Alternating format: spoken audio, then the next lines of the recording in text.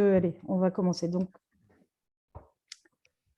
Bonjour et bienvenue à toutes et à tous. On est heureux avec Raphaël Cos et Guillaume Gourgue de vous retrouver après notre rencontre l'été dernier dans le cadre d'une double session qui avait été particulièrement intéressante et dynamique. Et moi, je suis heureuse d'ouvrir ce webinaire aujourd'hui. Alors, je dirais d'abord 2 mots sur le groupe IAPG qui nous regroupe aujourd'hui, et puis ensuite sur notre intervenant Emmanuel Henry et ses travaux. Alors, je demanderai bien sûr, comme il se doit à tout le monde, de couper son micro tout de suite pendant toutes les interventions. Et je vous informe aussi, comme Guillaume l'a fait tout à l'heure, mais peut-être que tout le monde n'était pas encore arrivé, que le séminaire est enregistré. Voilà. Alors, concernant le groupe IAPG, qui est le groupe donc institution, action publique et gouvernement de la FSP, on a eu envie de relancer les activités de ce groupe autour de la question au départ du maintien de ce que plusieurs auteurs ont appelé l'ordre néolibéral, avec l'idée de comprendre pourquoi cette façon de fonctionner de l'État, de la société civile, de leurs interactions, continue malgré l'accumulation d'erreurs, de critiques, de problèmes. Et on avait envie de tester cette solidité et de la comprendre de l'ordre néolibéral. Et à partir de cette thématique qui est en fait très vaste, on a décidé cette année de concentrer nos réflexions sur un thème plus précis, plus concentré, celui du rôle des acteurs privés dans la production de l'action publique et sur les stratégies qu'ils mettent en œuvre dans ce domaine.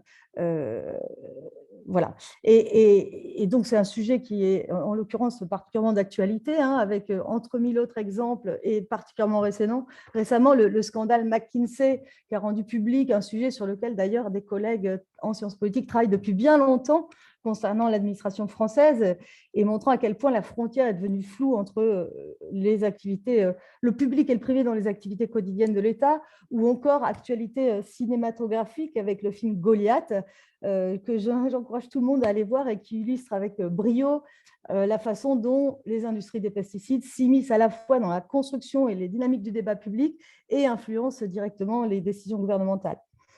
Donc, un sujet brûlant d'actualité sur lequel on a donc préparé une double session du congrès de la FSP à Lille en juillet prochain, et sur lequel on avait l'ambition de tenir divers webinaires cette année. Et puis, bon, malgré notre optimisme et notre ambition, on s'est rendu compte que ça ne suffisait pas vraiment avec tout le travail qu'on avait à faire fonctionner ça facilement. On a réussi à quand même organiser le webinaire d'aujourd'hui, ce qui est déjà très bien. Et donc, on discute aujourd'hui, on a proposé de discuter aujourd'hui l'ouvrage d'Emmanuel Henry qui s'appelle « La fabrique des non-problèmes » ou « Comment éviter que la politique s'en mêle », et dont l'auteur nous a fait donc le grand honneur d'accepter notre invitation. On est très contents et on le remercie vivement. Donc, Emmanuel Henry est professeur de sociologie à l'Université Paris-Dauphine et chercheur à l'IRISO, et ce depuis 2013. Il était avant à l'IEP de Strasbourg. Il a fait une grande partie de ses recherches à Strasbourg, en Alsace. Il a commencé ses travaux, je vais dire vraiment des grandes généralités et présenter très brièvement son travail. Donc, il a commencé ses travaux avec une thèse sur le scandale de l'amiante. Sa thèse avait déjà ce joli titre, enfin, elle était déjà autour des choses improbables qui n'existent pas. Un scandale improbable, amiante d'une maladie professionnelle à une crise de santé publique. Et puis, de cet exemple de l'amiante, il a élargi progressivement ses travaux au thème plus large de la santé au travail, de la santé environnementale, de l'analyse des risques et des crises. On peut citer encore un joli titre de son HDR, Santé au travail, la santé au travail comme espace d'expérimentation de nouvelles formes d'intervention publique. Et c'est des travaux particulièrement originaux et intéressants parce qu'ils se placent à l'interface de divers champs disciplinaires qui, moi, me semblent particulièrement pertinents de croiser pour comprendre les politiques publiques contemporaines, que ce soit la sociologie de l'action publique, la sociologie de l'expertise et de la décision publique, la sociologie de l'ignorance et des connaissances scientifiques, la construction et la définition des problèmes publics et la sociologie des médias et des discours médiatiques. Et je pense qu'il y a matière dans ces interfaces ou dans ces entrecroisements d'approches à renouveler grandement l'analyse des politiques publiques qui, ces dernières décennies, on va dire, s'essouffle un peu après la grande période de l'analyse de l'école grenobloise et de l'analyse par les référentiels, puis l'analyse par les instruments, etc.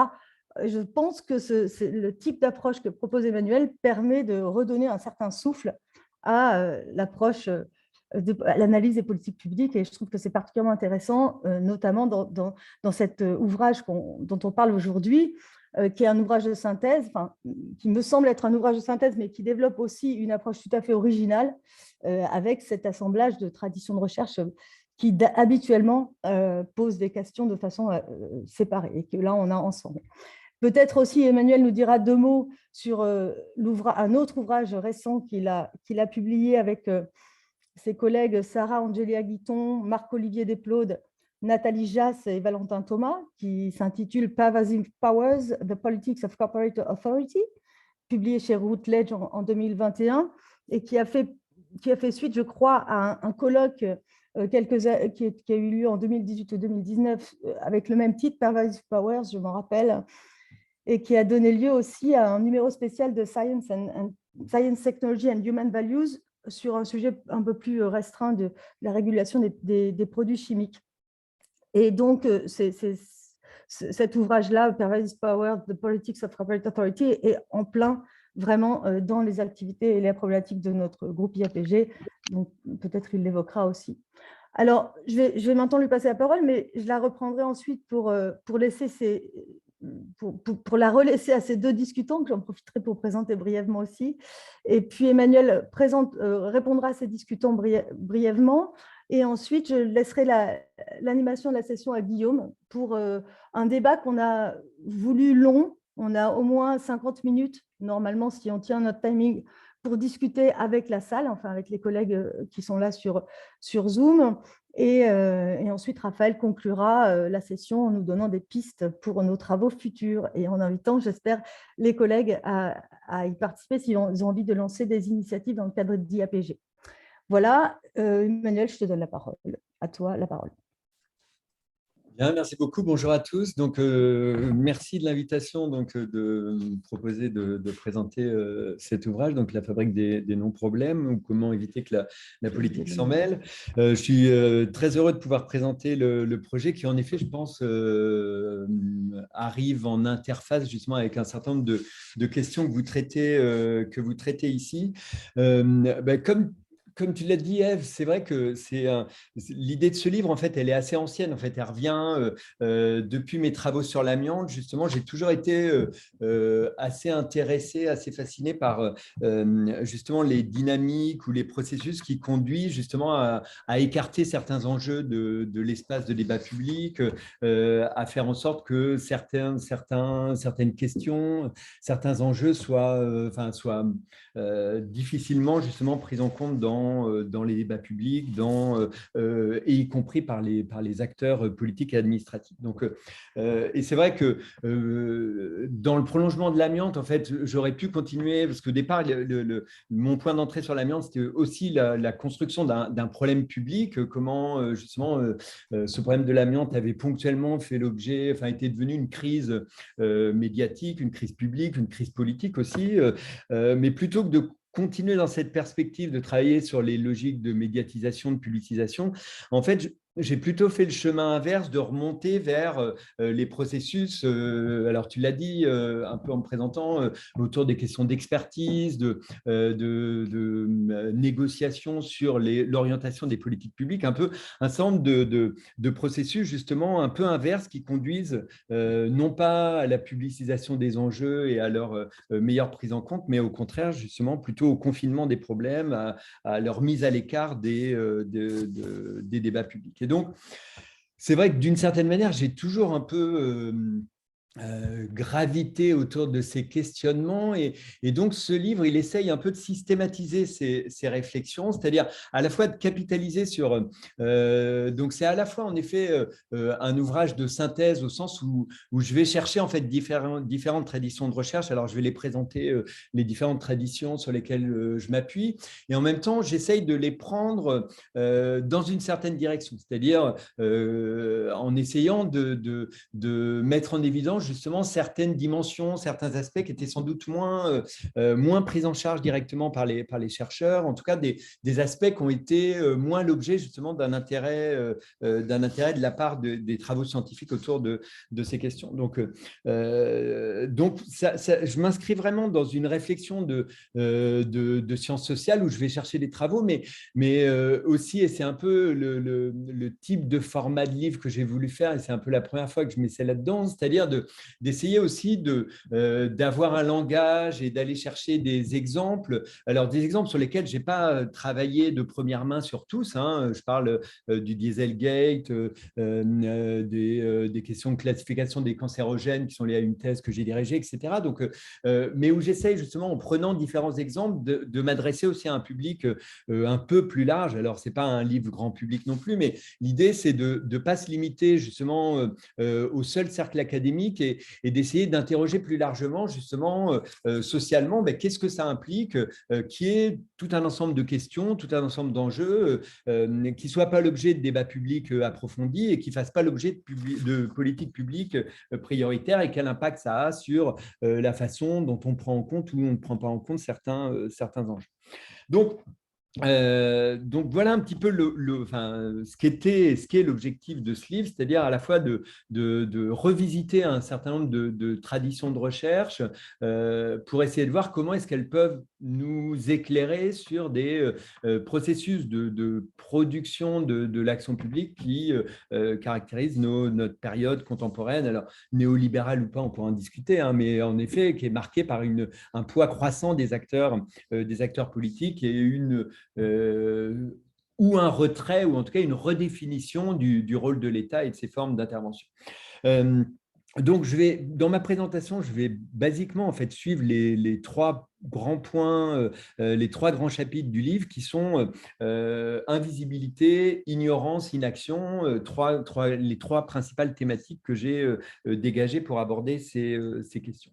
Donc, je vais revenir un à un sur ces points. Donc, premièrement, la logique de l'invisibilité ou de la production de l'invisibilité sociale de certains enjeux, où là, en fait, je m'inscris dans une tradition assez classique de la sociologie des problèmes publics, la construction des problèmes publics, et où j'essaye de m'intéresser justement non seulement aux logiques qui permettent l'émergence des problèmes et la publicisation des enjeux, mais au contraire qui conduisent à empêcher qu'un problème devienne public, qui rendent les mobilisations plus difficiles, qui définissent le problème de façon complexe et rendent justement difficile justement son émergence, sa prise en compte par des acteurs qui veulent se mobiliser, etc. Alors, c'est là où je prends par exemple l'exemple du Dieselgate. Alors, pourquoi je prends cet exemple-là? C'est parce qu'il me semble un exemple assez illustratif de la différence fondamentale de définition d'un enjeu, suivant si on s'intéresse à l'espace public, où on parle d'un scandale qui met en cause un industriel, Volkswagen, et plus globalement les constructeurs automobiles, pour avoir triché dans les processus d'homologation. Et c'est vrai que quand on rentre plus précisément dans comment fonctionnent ces processus d'homologation, quelles sont les relations entre l'Union européenne ou les États-Unis, l'EPA, l'Agence de protection de l'environnement américaine, et les constructeurs automobiles, on se rend compte que dans ces processus d'homologation, en fait, il y avait une connaissance assez ancienne de ces defeat devices, de ces logiciels en fait qui modifient le comportement des véhicules au moment où ils sont dans un test à l'intérieur justement des hangars d'homologation des véhicules, qui modifient le comportement des véhicules. Donc ces logiciels étaient connus de la part des régulateurs, ils sont acceptés dans la réglementation européenne par exemple, sous réserve qu'ils soient mis en place pour protéger les moteurs des véhicules. Donc on avait vraiment tout un système d'homologation qui était plus fait pour protéger juridiquement les constructeurs, encadrer justement la mise sur le marché d'un véhicule et protéger leur mise sur le marché et l'encadrement justement juridique de la mise sur le marché des véhicules, et pas tellement pour limiter les expositions, les rejets dans l'environnement et les expositions aux gaz d'échappement dans l'environnement. Donc, à travers cet exemple, en fait, c'est pas une révolution, hein, c'est ce que Pierre Lascoum avait montré sur les politiques de l'environnement de façon assez ancienne, mais c'est bien montré que ces politiques-là, elles sont faites pour agréger des intérêts, pour des processus plutôt d'organisation de la négociation de ces intérêts, plutôt que des politiques qui sont là pour limiter les rejets de gaz d'échappement dans l'environnement. Et donc, je suis revenu sur cette tension entre ce qui se passe dans les espaces de spécialistes, les espaces qui mettent en œuvre les politiques publiques, et la mise en débat public de ces enjeux qui ne rend pas du tout compte en fait des formes du débat dans ces espaces spécialisés.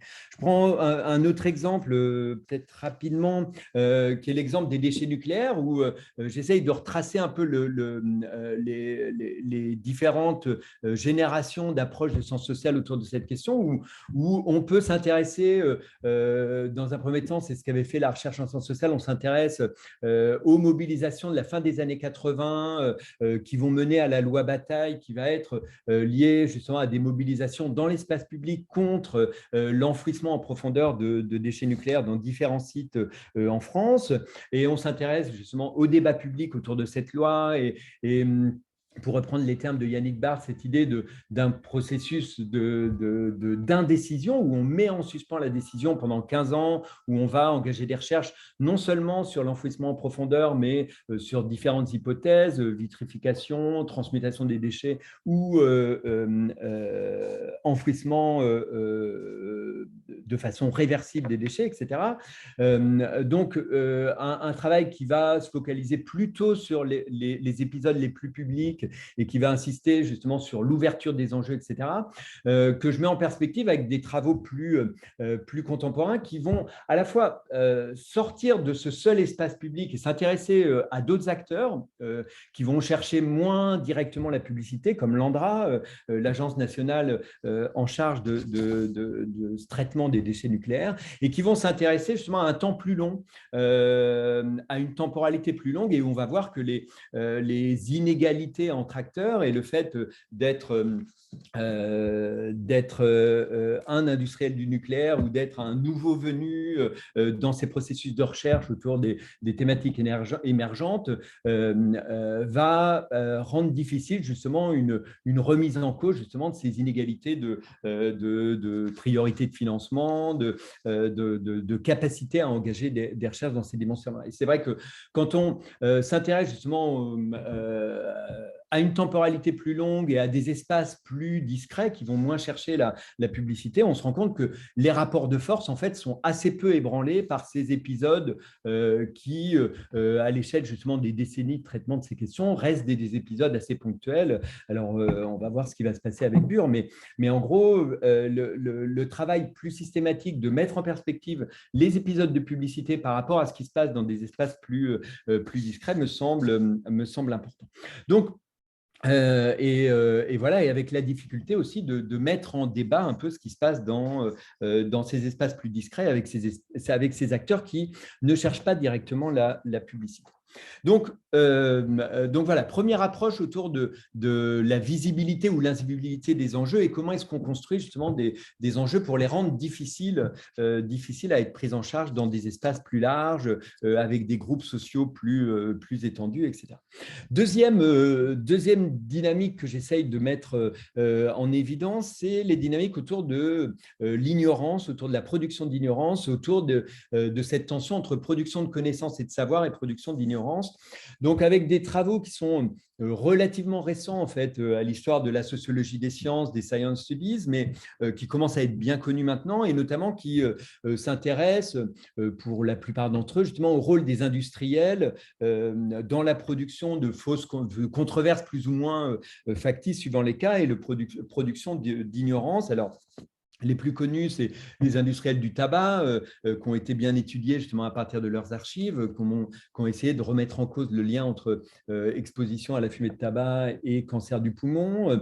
Mais on a aussi les travaux autour du livre Marchand de doute là, de Naomi Oreskes et Michel Conway, qui avaient montré justement aussi le rôle des industries pétrolières pour mettre en cause le rôle de l'homme dans le réchauffement climatique, etc. Donc, on a des travaux maintenant assez bien documenté dans ces dimensions-là. Et puis, dans le domaine qui me concerne, enfin, sur lequel je travaille plus directement, autour des risques professionnels, des risques environnementaux, on a aussi un certain nombre de travaux maintenant d'historiens, de sociologues sur les industriels du plomb, du polychlorure de vinyle, de l'amiante, évidemment, etc., qui ont montré ces mêmes stratégies industrielles de production d'ignorance.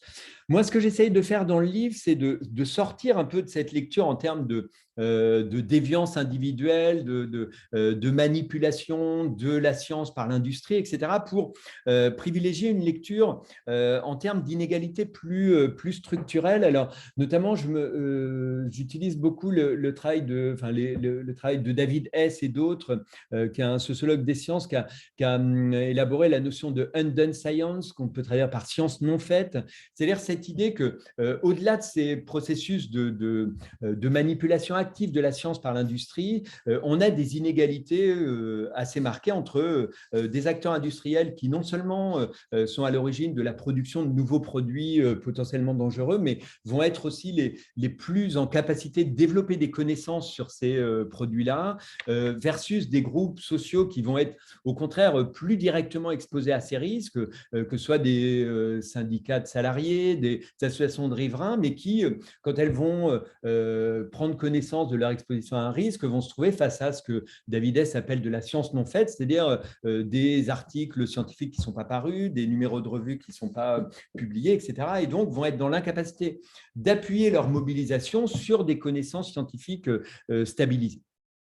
Et donc, avec cette approche de undone science, science non faite, on s'intéresse justement au fait que les connaissances telles qu'elles sont produites, les acteurs qui produisent des connaissances ne sont pas ceux qui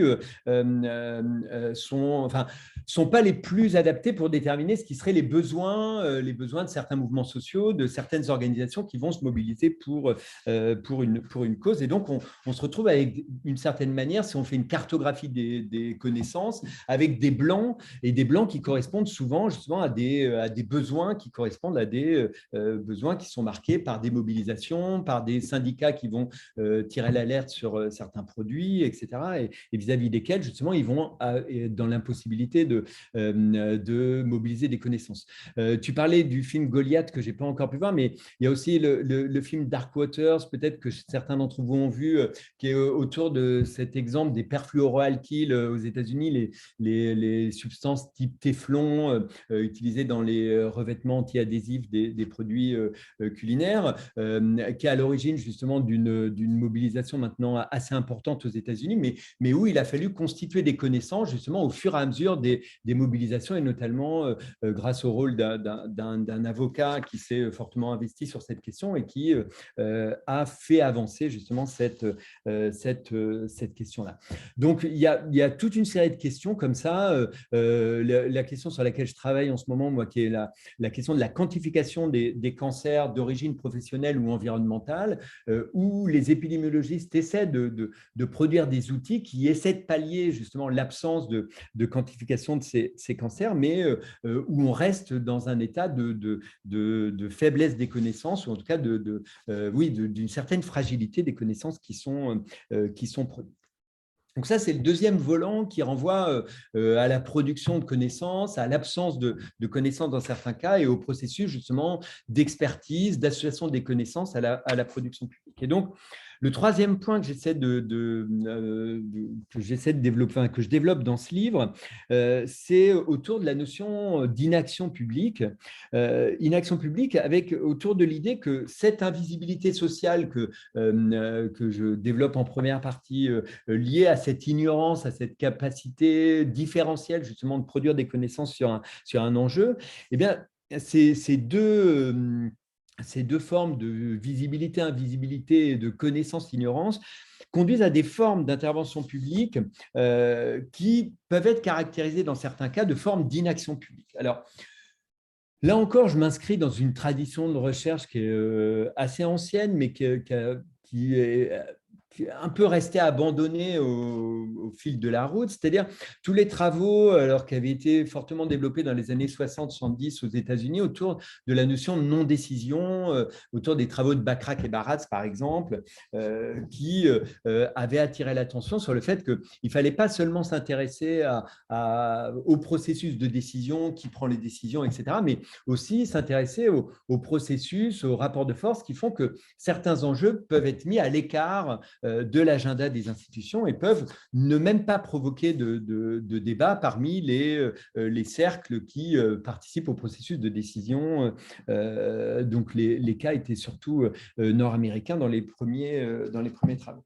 Et l'idée dans mon travail autour de l'inaction, c'est de dire qu'en effet, cette tension décision-non-décision, elle est importante, mais ce que j'essaie de montrer, c'est que certains instruments, alors je m'inscris dans le prolongement des travaux sur les instruments qui avaient été développés par Pierre Lascoum et Patrick Le Gallès, mais l'idée que certains instruments encapsulent et intègrent justement des formes d'ignorance qui vont contribuer justement à reproduire et d'une certaine manière institutionnaliser, durcir cette invisibilisation des enjeux. C'est-à-dire que cette invisibilité qu'on peut mettre en évidence par les difficultés à faire émerger des problèmes, à se mobiliser autour d'un enjeu, elles sont d'une certaine manière redoublées par les instruments qui sont utilisés pour gérer certaines questions. Alors, parmi les exemples que je prends, c'est l'exemple des valeurs limites et des seuils pour réguler justement les produits toxiques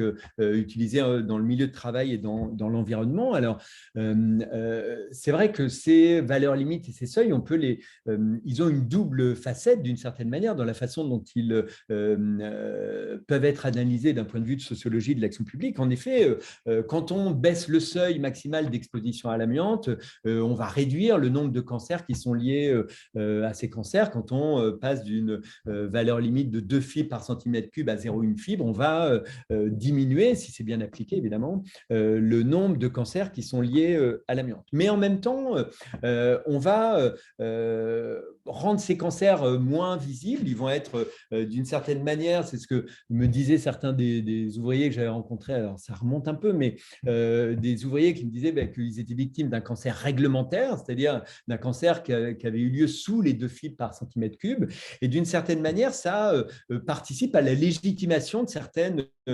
certaines expositions à des produits dangereux. Donc, des produits dangereux potentiellement toxiques, donc qui font l'objet de régulation. Alors, notamment, si je travaille… j'utilise l'exemple de REACH, dans lequel on a fait des explorations de comités d'experts avec Henri Boulier pour analyser cette réglementation. Donc, cette réglementation REACH, elle est à la fois, elle régule la mise sur le marché de produits chimiques dangereux à l'échelle européenne, et en même temps, justement, comme elle a du mal à aller jusqu'à interdire certains produits, d'une certaine manière, elle invisibilise leurs dangers. Alors, sans doute, les dangers, ils sont à plus bas niveau que dans d'autres espaces où les réglementations sont moins protectrices, mais en même temps, il y a toute une série de maladies qui sont des maladies chroniques, qui sont des maladies qui touchent des populations vastes, mais à bas niveau, qui passent sous le radar, justement, d'un certain nombre de dispositifs, de mesures et de réglementation. Donc, une double facette de ces dispositifs, instruments d'intervention publique qui sans doute limitent les niveaux des expositions, mais qui en même temps les rendent de moins en moins visibles, les font passer à un niveau d'exposition à bas bruit et rendent d'autant plus difficile justement les mobilisations pour s'opposer à ces expositions, d'autant plus qu'en fait un des éléments élément aussi que je souligne, alors sur lequel en France on a moins de travaux, mais c'est que ces expositions, elles touchent pas de façon uniforme et égale tous les groupes sociaux. Elles redoublent aussi certaines inégalités d'exposition à des risques, que ce soit au niveau de travail où on sait que les populations les plus exposées sont à la fois les catégories ouvrières, mais aussi les contrats les plus précaires. Mais on peut aussi observer justement ces différences d'exposition dans le cas aussi des expositions à des toxiques, à des pollutions justement environnementaux, à des toxiques environnementaux. Ce que j'essaye de mettre en évidence aussi, c'est que ces outils qui contribuent à rendre moins visibles et à passer à bas bruit justement ces expositions professionnelles et environnementales, en fait, elles contribuent aussi à redoubler et à maintenir justement un certain nombre d'inégalités. Et donc, je pense que justement, un des objectifs que j'ai en fait en écrivant ce livre et en attirant l'attention sur ces questions, c'est avec l'objectif de vouloir remettre un peu à la fois cette question des inégalités sociales, mais différentes formes d'inégalités dans la production de l'action publique. Et donc, d'une certaine façon aussi, remettre la question des rapports de pouvoir, des rapports de force au cœur de l'analyse de l'action publique, de la production des politiques publiques, remettre justement cette question des rapports de force et de pouvoir au cœur justement au cœur des interrogations de sciences sociales dans ces directions. Et j'espère justement avec ce livre avoir contribué à remettre ça un petit peu sur le devant de la scène. Et, alors, je n'ai pas le temps de développer, mais c'est aussi un peu ce que j'essaye de développer en conclusion, de dire qu'on a réfléchi justement à un certain nombre de pistes de recherche, je pense notamment sur les questions de l'expertise autour de la démocratie technique, dialogique, etc. Mais que ces réponses-là, je pense qu'elles prennent insuffisamment en compte justement les questions liées aux inégalités, aux rapports de force et de pouvoir dans la production de l'action publique. Eh ben, merci beaucoup, Emmanuel. Je vais donc passer la parole maintenant à notre premier discutant, puisqu'on aura deux discutants. Le premier étant Paolo Crivellari, qui est maître de conférence à l'Université de Toulouse 3 et qui est rattaché au CERTOP, où il conduit des recherches sur le risque en perspective comparée, principalement, je crois, France et Italie. Donc, Paolo, je te laisse la parole pour 10 minutes. Merci beaucoup. Merci tout d'abord à Ève, Guillaume et Raphaël pour m'avoir invité à discuter cet ouvrage d'Emmanuel Hari, chose que j'ai acceptée avec grand plaisir. Merci aussi à l'auteur pour cet ouvrage, pour ses ouvrages, ses travaux en général, qui sont toujours très riches selon moi. Je vais axer ma contribution pour alimenter un petit peu le débat autour de l'ouvrage sur un commentaire général, un étonnement, deux propositions et une question. Et tout cela en moins de 10 minutes. Donc, je vais essayer de faire simple et d'être clair. Je vais assumer une posture de sociologue de l'action publique et de sociologue du risque. Et je vais faire donc tout d'abord un premier commentaire d'ordre général. L'ouvrage en question est intéressant, riche et clair. Quelque chose me dit qu'on n'a pas terminé d'entendre parler d'ignorance, de l'émergence ou non-émergence de problèmes pendant longtemps, encore dans le futur. Et on n'a pas commencé la discussion de cet ouvrage, qu'il y en a un autre, je signale, qui est paru sous la direction d'Emmanuel Hari et de Soraya Boudia, paru chez PUF la semaine passée, dont le titre est « Politique de l'ignorance ». Dans l'ouvrage, il y a, Emmanuel vient de le rappeler, trois sections clairement identifiées, identifiables: invisibilité, ignorance et inaction. Et je pense qu'il y a deux choses qu'on peut dire à ce sujet.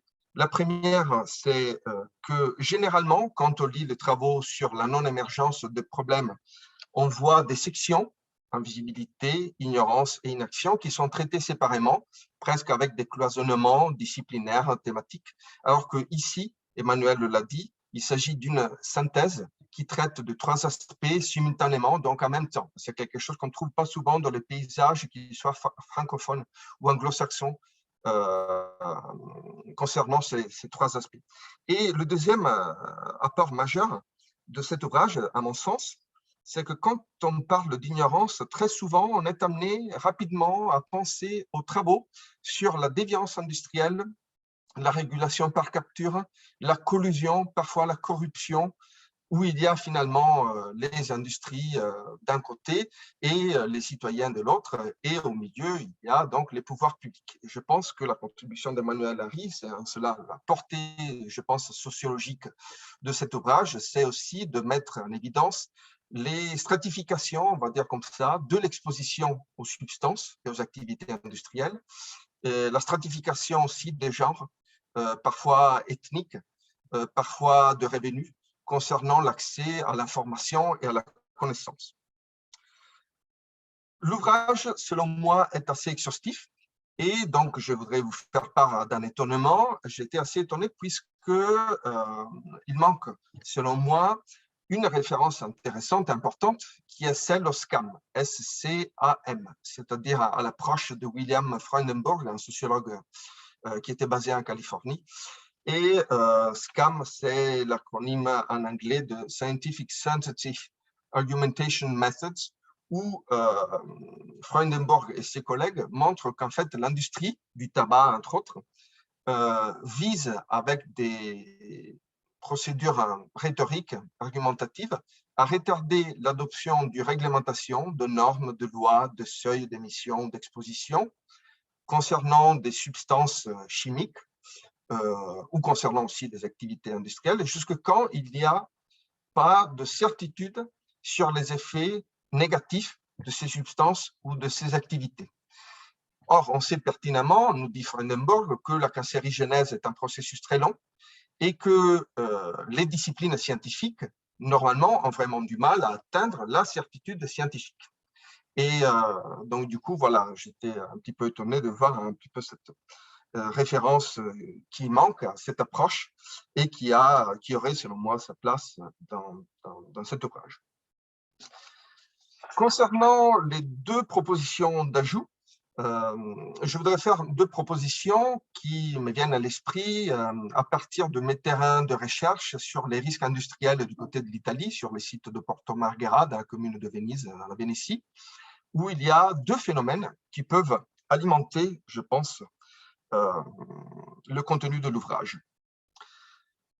En premier lieu, en général, quand on pense à l'invisibilité, on pense à la soustraction. C'est-à-dire que souvent, les industries ne donnent pas suffisamment de données ou d'informations qui sont pourtant à leur possession à l'inspecteur ou à l'instance de régulation, aux autorités publiques ou aux médias ou aux citoyens. Et ce que j'ai remarqué, moi, dans mes recherches, c'est que parfois, l'invisibilité passe non pas par la soustraction, mais par la surabondance. Typiquement, donc, du coup, ce que j'ai observé, c'est que les industries donnent tellement d'informations, beaucoup trop d'informations, sous la forme de kilos de dossiers, de centaines de pages, etc., aux inspecteurs des installations classées, que ces derniers ont vraiment du mal à repérer la bonne information, puisqu'il faut lire beaucoup de pages, les digérer, comprendre ce qu'il y a dedans et comprendre où se situe l'information sensible, celle qui est pertinente. Et donc, du coup, je trouve que ça, c'est quelque chose d'intéressant concernant l'invisibilisation par pléthore et surabondance d'informations plutôt que par soustraction. Deuxième proposition d'ajout, normalement, nous dit Emmanuel Hari, dans sa partie qu'il appelle un guise de conclusion, donc la conclusion, il y a 3 pistes qu'on peut envisager pour contrer ces phénomènes d'ignorance, d'invisibilité et d'inaction. Les 3 pistes concernent l'action collective, l'expertise scientifique et les règles juridiques et judiciaires. Normalement, le constat, c'est que les citoyens, même s'ils sont volontaires, même s'ils ont le temps, l'énergie de se mobiliser, ont du mal à le faire parce qu'il y a une sorte d'asymétrie de pouvoir et une asymétrie de connaissances et une asymétrie de compétences et une asymétrie d'information. Puisque bien sûr, les industriels, et c'est leur boulot, connaissent les propriétés de substances toxiques, de substances chimiques, le stockage, etc., par exemple, dans les activités industrielles. Et je voudrais ajouter, et c'est quelque chose que je tire de mon terrain encore une fois, que parfois, les individus n'agissent pas puisque, en quelque sorte, même s'ils ont des outils, des leviers, ils ne se sentent pas concernés. Il y a cette notion dans la littérature sur les risques industriels qui émerge parfois, c'est la notion de concernement. Les individus peuvent se sentir concernés ou pas.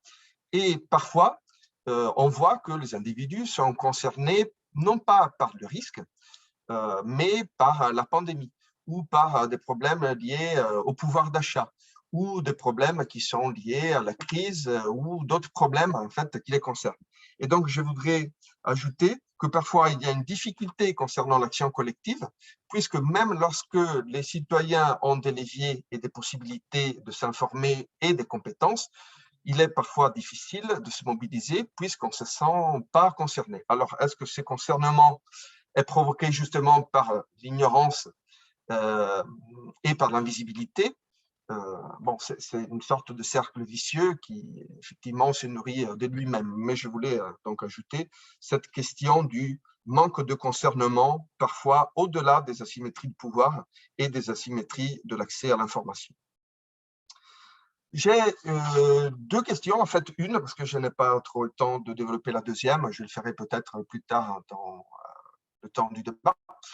Ma question vise à lier la sociologie de l'action publique privée et donc du groupe Institutions, Action publique et gouvernement avec le contenu du livre. Et la question est la suivante. Souvent, on a entendu que dans les années 60, 70 et 80, il y avait des formes de gouvernement top-down avec des politiques publiques qui, en fait, étaient dans des situations propices à des espaces confinés, qui n'étaient pas médiatisés et qui renforçaient en quelque sorte la technocratie, puisque justement, cette forme de gouvernement impliquait des cloisonnements dans l'action publique qui favorisaient l'ignorance, l'invisibilité et l'inaction. Et ensuite, plus tard, on a appris qu'avec la gouvernance, les choses seraient un petit peu différentes. C'est-à-dire qu'avec l'action publique privée, où les acteurs privés participent au co-design, on va dire, dans la fabrique de politiques publiques et à la mise en œuvre de politiques publiques, les choses seraient différentes. Puisqu'il y a plusieurs centres, il y a des stakeholders, c'est donc des parties prenantes, puisqu'il y a un principe plus de participation, puisqu'un principe avec la gouvernance, il y a des forums qui sont élargis de participation, etc. Donc ma question est, est-ce que, selon vous, les formes de gouvernance qu'on connaît depuis quelques lustres, quelques décennies, sont maintenant plutôt propices à l'ignorance et à l'invisibilité, ou est-ce que ces formes de gouvernance sont plutôt défavorables de plus en plus, avec le temps, à des formes d'ignorance et d'invisibilité? Voilà, je m'arrête là. Je pense que j'ai plus ou moins respecté le temps. Je vous remercie beaucoup. Tu as parfaitement respecté ton temps, Paolo, et je te remercie beaucoup pour ces très intéressants commentaires et questions. Je passe donc maintenant la parole à la deuxième discutante, également pour 10 minutes, et puis ensuite Emmanuel fera une réponse globale en une dizaine de minutes aussi, si possible. Et donc, la deuxième discutante est Clémentine Chazal. Elle est doctorante en sciences politiques, rattachée au laboratoire, au LAM, laboratoire Les Afriques dans le monde, à Sciences Po Bordeaux. Et elle fait une thèse sur le vin nature et ses enjeux politiques, avec un très joli titre aussi. Il n'y a pas que Emmanuel qui a l'art du joli titre. Son titre s'appelle « C'est du Cap de Bonne-Espérance à la Pointe de Grave, mobilisation environnementale et transformation de la production vitivinicole ». Et je crois que Clémentine est actuellement au Cap, en Afrique du Sud. Je ne sais pas si c'est ça, mais Clémentine, je te laisse la parole. Et merci beaucoup. Merci à Ève, Guillaume et Raphaël pour l'invitation. J'espère que vous m'entendez tous, la connexion depuis le Cap.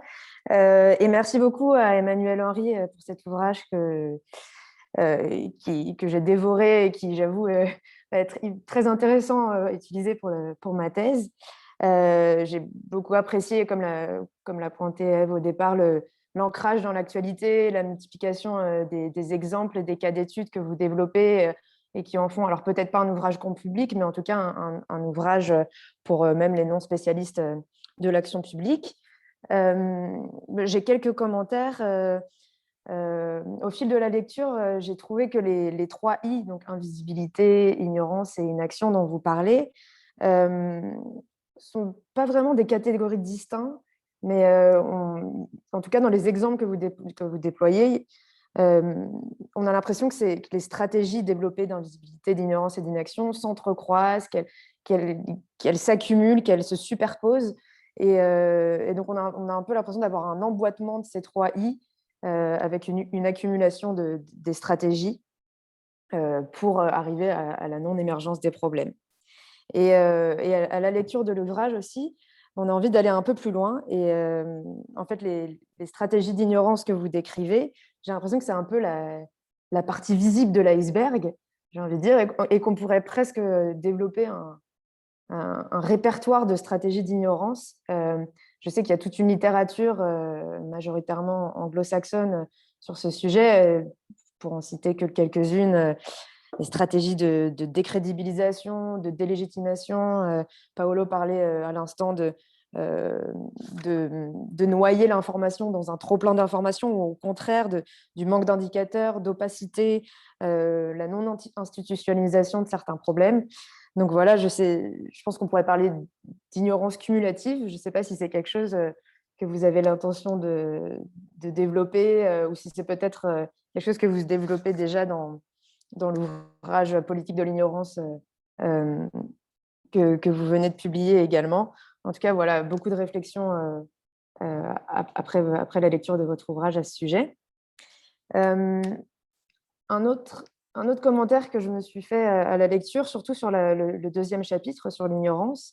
À mon avis, il y a toute une question à creuser sur les rapports entre les enjeux de non-problématisation, la non-émergence de certains problèmes, et les enjeux liés à l'éthique de la recherche.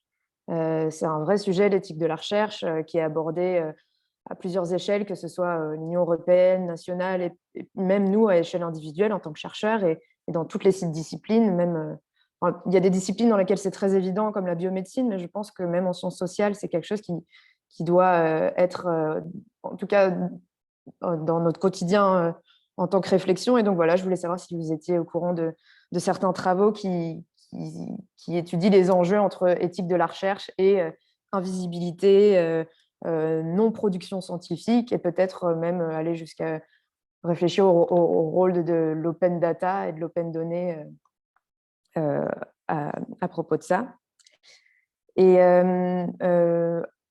alors, une autre réflexion que je me suis faite aussi, notamment en vous écoutant par rapport à votre conclusion, en fait, le vrai enjeu, la question qui traverse un peu tout l'ouvrage, c'est les rapports de force, et notamment l'accès à certains espaces de discussion publique, l'accès de la mise à l'agenda. Et voilà, je pense qu'il y a aussi énormément de choses à creuser du côté du rôle de certains acteurs, des nouveaux acteurs peut-être dans la sphère publique, que ce soit des groupes plus subalternes ou même les lanceurs d'alerte. Je sais qu'il y a beaucoup de scandales, ou en tout cas d'affaires en ce moment, que ce soit sur les pesticides que vous étudiez, ou d'autres affaires où les lanceurs d'alerte participent un peu à contrecarrer cette absence de données, ou à rendre visible l'invisible. Et enfin, dernière question, en tant que jeune chercheur, moi, en tant que jeune chercheuse, j'ai beaucoup apprécié le cadre théorique que vous proposez, et j'aimerais bien en savoir plus, si vous avez quelques minutes, si vous pouvez nous parler peut-être plus de votre parcours, qu'est-ce qui vous a amené à travailler sur ces sujets, et même surtout, quelles sont les méthodes en fait que que vous utilisez pour justement aller rencontrer cette ignorance, cette invisibilité, comment mettre en lumière l'absence de données, par quelles méthodes, par quels outils, et comment avoir accès à certaines données qui sont rendues invisibles ou cachées par les mêmes acteurs qui sont censés s'en emparer. Donc voilà, plutôt une question tournée sur les méthodes. Merci encore pour cet ouvrage et pour votre présentation. Eh bien, merci Clémentine, tu as fini, c'est ça, hein? Et donc, je laisse la parole à Emmanuel pour répondre en 10 minutes si possible, 10-15. Et ensuite, Guillaume reprendra le flambeau. Très bien, écoutez, merci pour les deux lectures de mon livre, hein. Je pense que vous pointez différentes questions, vous soulignez, je pense, différents points qui me semblent tous très importants. Alors, Freudenburg, moi, c'est vrai que je ne l'ai pas mobilisé dans le bouquin, mais c'est vrai que ça fait partie des travaux, je pense, qui sont en effet importants, intéressants, justement aussi sur cette question des inégalités d'accès à la définition des enjeux, etc. Je pense que c'est très important, mais alors c'est vrai que voilà, je cite déjà pas mal de choses, mais c'est vrai qu'il n'apparaît pas dans ce livre, mais c'est vrai que c'est un des auteurs importants. En plus, sur ces questions d'environnement, je pense qu'il est vraiment très important, c'est sûr. Je pense qu'il il a apporté quelque chose de vraiment original. Je pense, en effet, pour reprendre ce que vous disiez, Paolo, je pense en effet, ce qui me semblait important, c'était vraiment d'arriver à croiser les trois approches, quoi, d'essayer de faire fonctionner ça ensemble et d'essayer d'aller depuis les questionnements autour de la mobilisation de l'action collective jusqu'à la mise en œuvre des politiques publiques, les instruments qu'ils utilisent et les effets que ça donne. Je confirme cette idée de surabondance de données. C'est vrai que c'est aussi alors, non seulement une stratégie industrielle, alors ça peut être une stratégie industrielle, ça m'a fait penser, il y a cette scène de Darkwater, là où Dupont, l'entreprise qui est mise en cause dans la production des PFAS, en fait, au bout d'un moment, quand elle ne peut plus refuser l'envoi de données, elle envoie tous les cartons d'archives qu'elle peut trouver sur les 50 dernières années. Donc, et c'est vrai qu'il y a, c'est vrai que sur les mesures, etc., en fait, on croule sous un certain nombre de données et que la question, c'est plus de hiérarchiser, de savoir quels sont les éléments importants et puis justement, ça met en évidence aussi l'inégale capacité de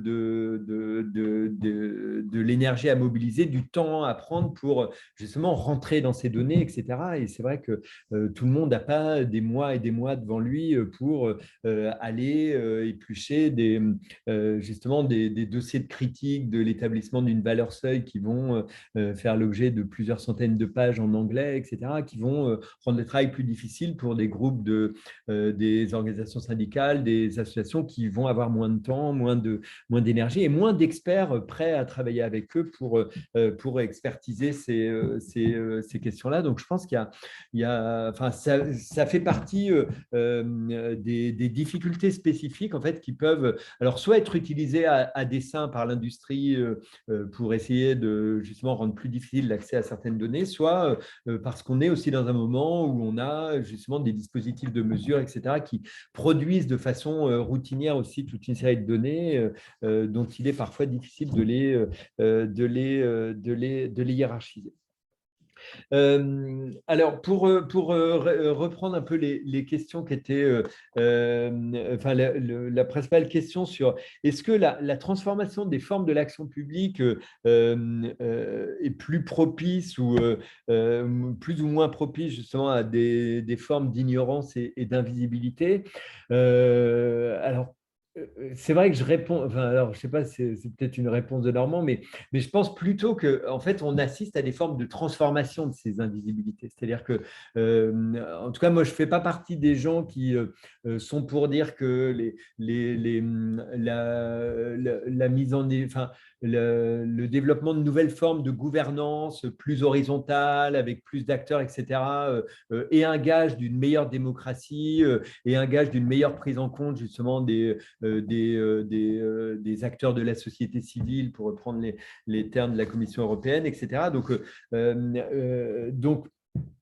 En même temps, je ne suis pas sûr que ça ait complètement aggravé la situation parce que je pense que dans les années 70-80, on le voit dans un certain nombre de développements justement de secteurs industriels, du nucléaire, etc. Je pense que quand on ne voulait pas écouter des oppositions, on ne les écoutait pas beaucoup plus. Donc, mais en tout cas, ça oblige à des transformations justement de ces processus-là. C'est-à-dire que maintenant, il faut en effet, pour les industriels qui sont obligés, par exemple, de transmettre un certain nombre de données à la Commission européenne, à l'ECHA, à l'Agence de régulation des produits chimiques. En fait, il y a une obligation à avoir un minimum de publicité. Mais est-ce que cette publicité minimale donne une meilleure prise aux acteurs ou est-ce que ça ne redouble pas justement ces inégales capacités à se les approprier? C'est vrai que je pense que la réponse n'est pas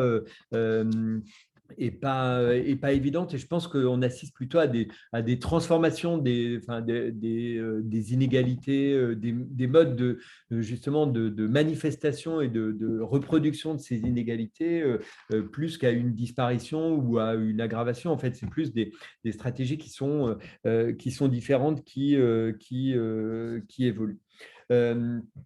Alors après, ce n'est pas une forme de réponse, mais c'est un prolongement. C'est vrai que je pense qu'en effet, alors c'est un travail qui a commencé à être fait sur la question des répertoires, des stratégies d'ignorance. Est-ce qu'on n'aurait pas à aller voir de façon plus systématique ces différentes formes de stratégies d'ignorance? En fait, je pense qu'en effet, un des objectifs de l'ouvrage, alors je ne suis pas revenu à l'oral là-dessus, mais je pense qu'en effet, mon livre, il est plus pour essayer de stabiliser des choses qu'on connaît, sur lesquelles on a des éléments en tout cas de sciences sociales ou les travaux de sciences sociales sur l'ignorance, l'action collective, l'expertise, sur l'instrumentation de l'action publique, etc. On a toute une série de travaux et en même temps, ce que j'ai essayé de faire, c'est non seulement un peu une espèce de panorama, mais aussi essayer de montrer des pistes de recherche et de nouveaux chantiers un peu à ouvrir. Et typiquement, je pense que en effet, sur ces modes de production d'ignorance et ce que ça implique justement quand on part de ce postulat-là de l'égale importance de la production de connaissances et d'ignorance, quand on analyse, je pense que je pense que si on a ce postulat de production effective d'ignorance de la part des industriels, je pense qu'on ne peut plus poser de la même manière la question de l'expertise et que ça oblige à remettre la question de l'association des données scientifiques à l'action publique, ça oblige à remettre tout à plat et à reformuler justement un certain nombre de questions. Et c'est un petit peu… Alors, ce n'est même pas un chantier que j'ai ouvert, mais je pense que c'est un chantier que je désigne et sur lequel il faudrait quand même qu'on continue à investir parce que je pense que ça fait partie des pistes sur lesquelles je pense que ça nous permettrait de voir différemment, en tout cas, certains dispositifs d'intervention publique, certaines formes d'intervention publique, etc. Mais typiquement sur la question de l'éthique de la recherche, c'est vrai que je n'ai pas approfondi cette question-là, mais je l'ai rencontrée en fait de façon plus ou moins directe justement à travers ce travail justement d'observation ethnographique des experts, notamment de l'Union européenne, quand ils produisent justement les valeurs limites d'exposition.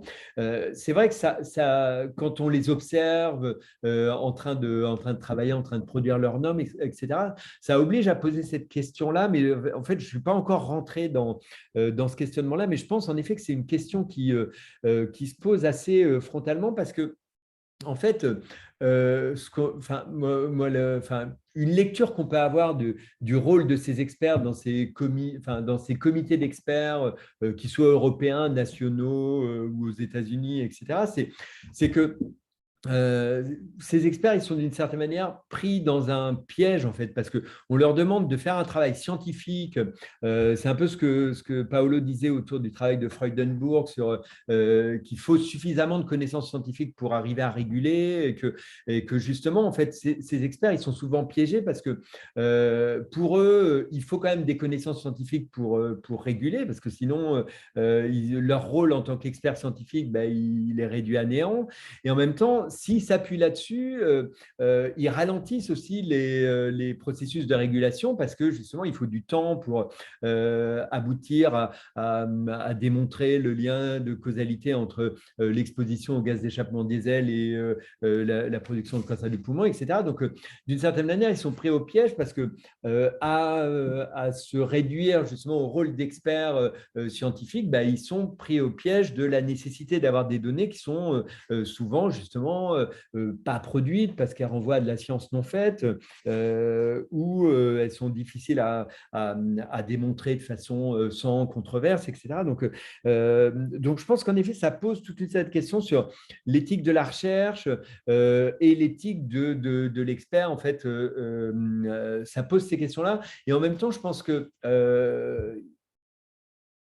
il faut à la fois les poser, mais pas les réduire à ces questions d'éthique individuelle, etc. Il faut vraiment réfléchir ça aussi collectivement. C'est-à-dire, je pense que cette question de l'éthique de la recherche, il ne faut pas la réduire à des bons et des mauvais experts ou des experts qui seraient manipulés par l'industrie ou des experts qui feraient bien leur travail, mais c'est plus fondamentalement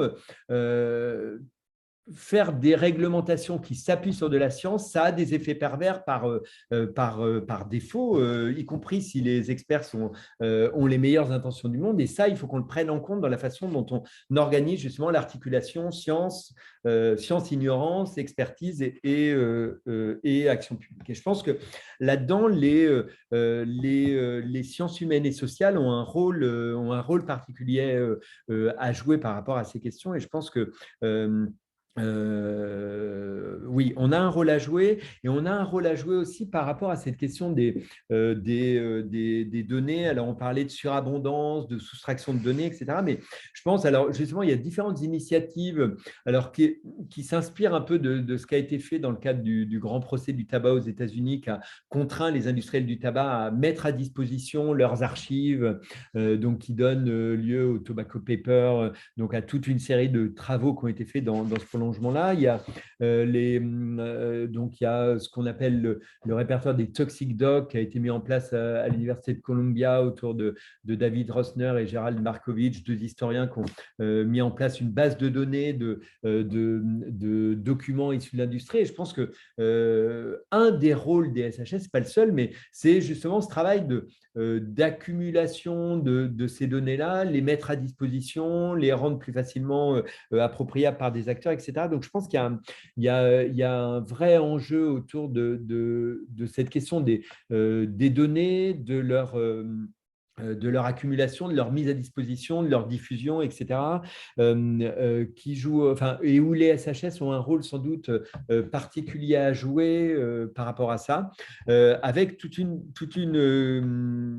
difficulté particulière sur le fait qu'aux États-Unis et en Angleterre, justement, il y a un système judiciaire qui facilite ce travail-là de mise à disposition de données, alors qu'en France, déjà, l'instruction est secrète et le fait qu'il y ait un procès ne donne pas lieu enfin, rend pas public les pièces ont été mobilisées dans le cadre du procès. Et puis, il y a toute une série de réglementations restrictives qui ont été augmentées avec les lois sur le secret des affaires. Donc, je pense qu'aussi, il y a une question par rapport, alors ça, c'est plus par rapport à votre groupe de travail. Moi, je pense que collectivement, en tant que chercheur, c'est vrai que c'est pour l'instant plus les journalistes qui se mobilisent autour de cette question, autour du rôle des lanceurs d'alerte, de la question de la réglementation sur le secret des affaires. Mais je pense que nous aussi, en tant que chercheurs, on aurait publiquement une parole à avoir autour de ces réglementations de plus en plus restrictives, cette difficulté croissante justement à avoir accès à certaines données, certains terrains. Et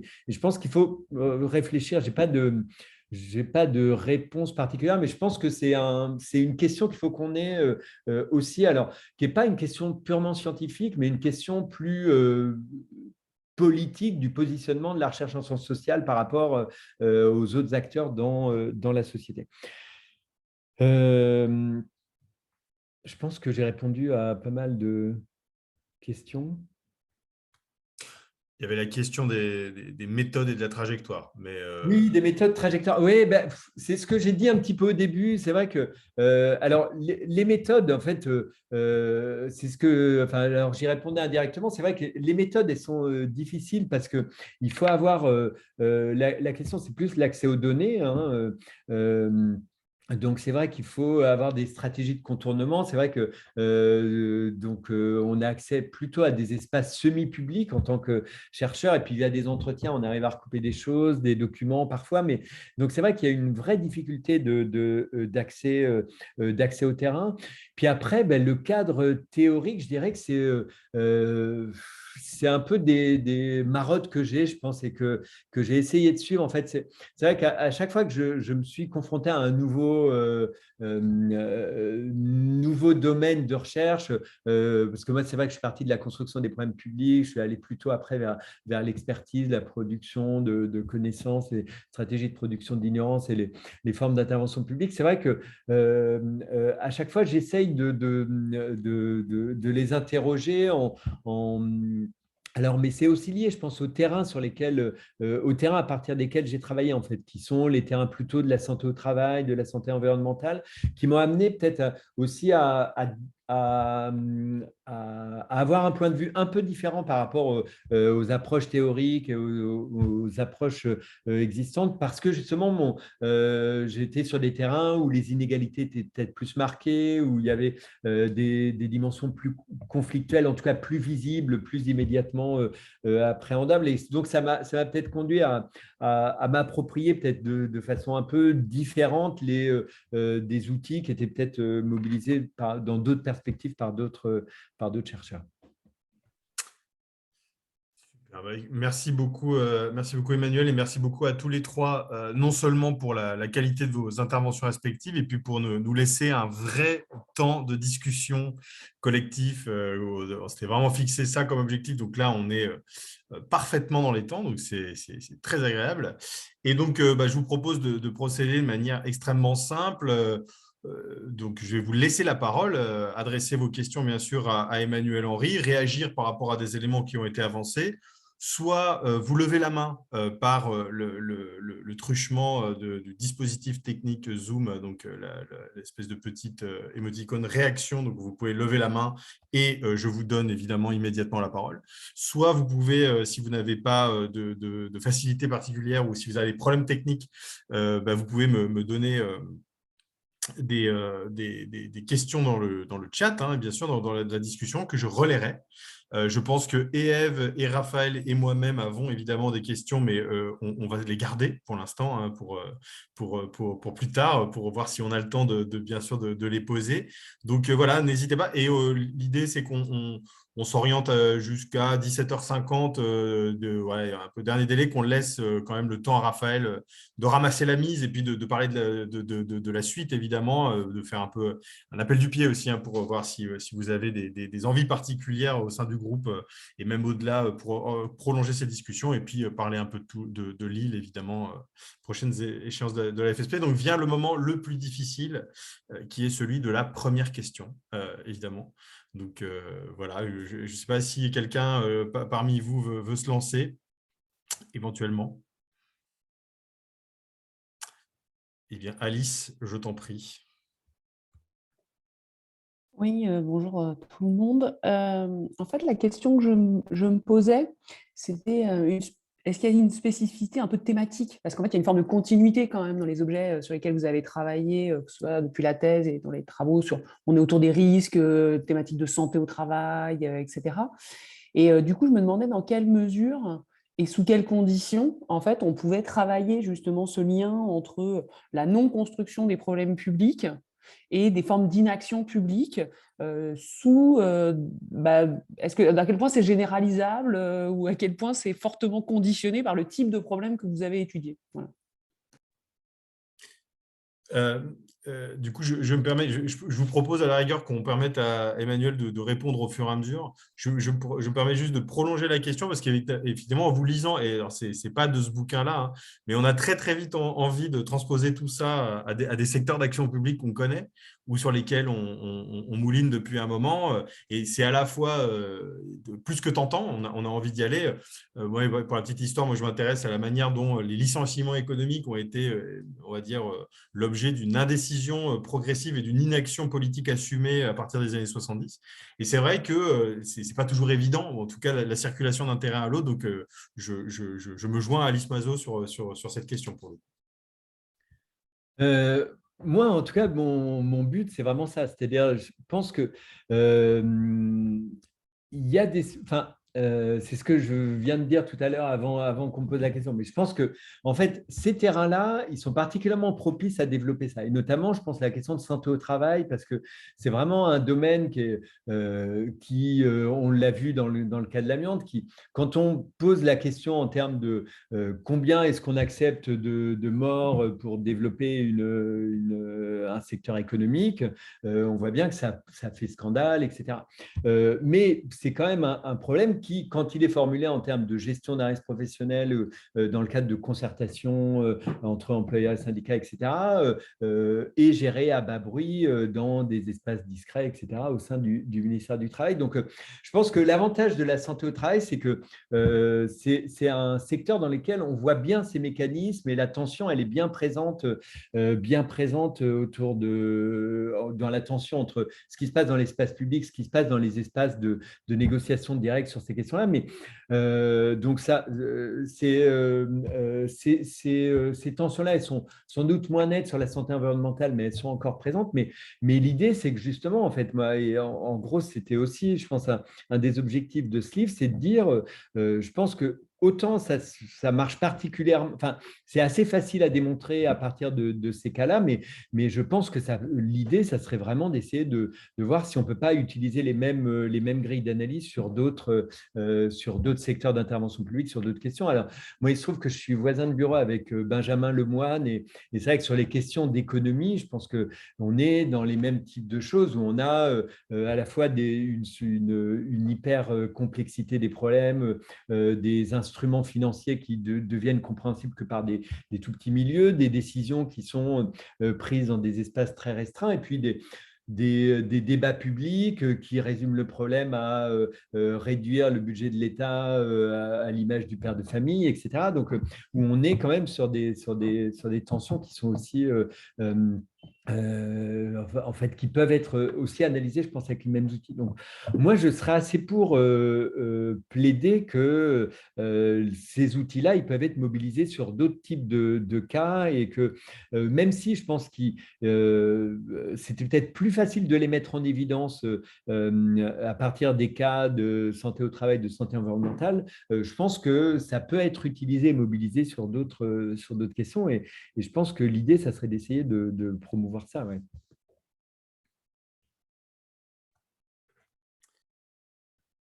Du coup, la deuxième étape la plus difficile, qui est celle de la deuxième question.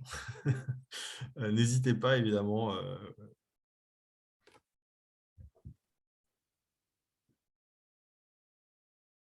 Non, a priori, pour l'instant. Bah, vous doutez bien que moi, j'en ai une, j'en ai même plein. Donc,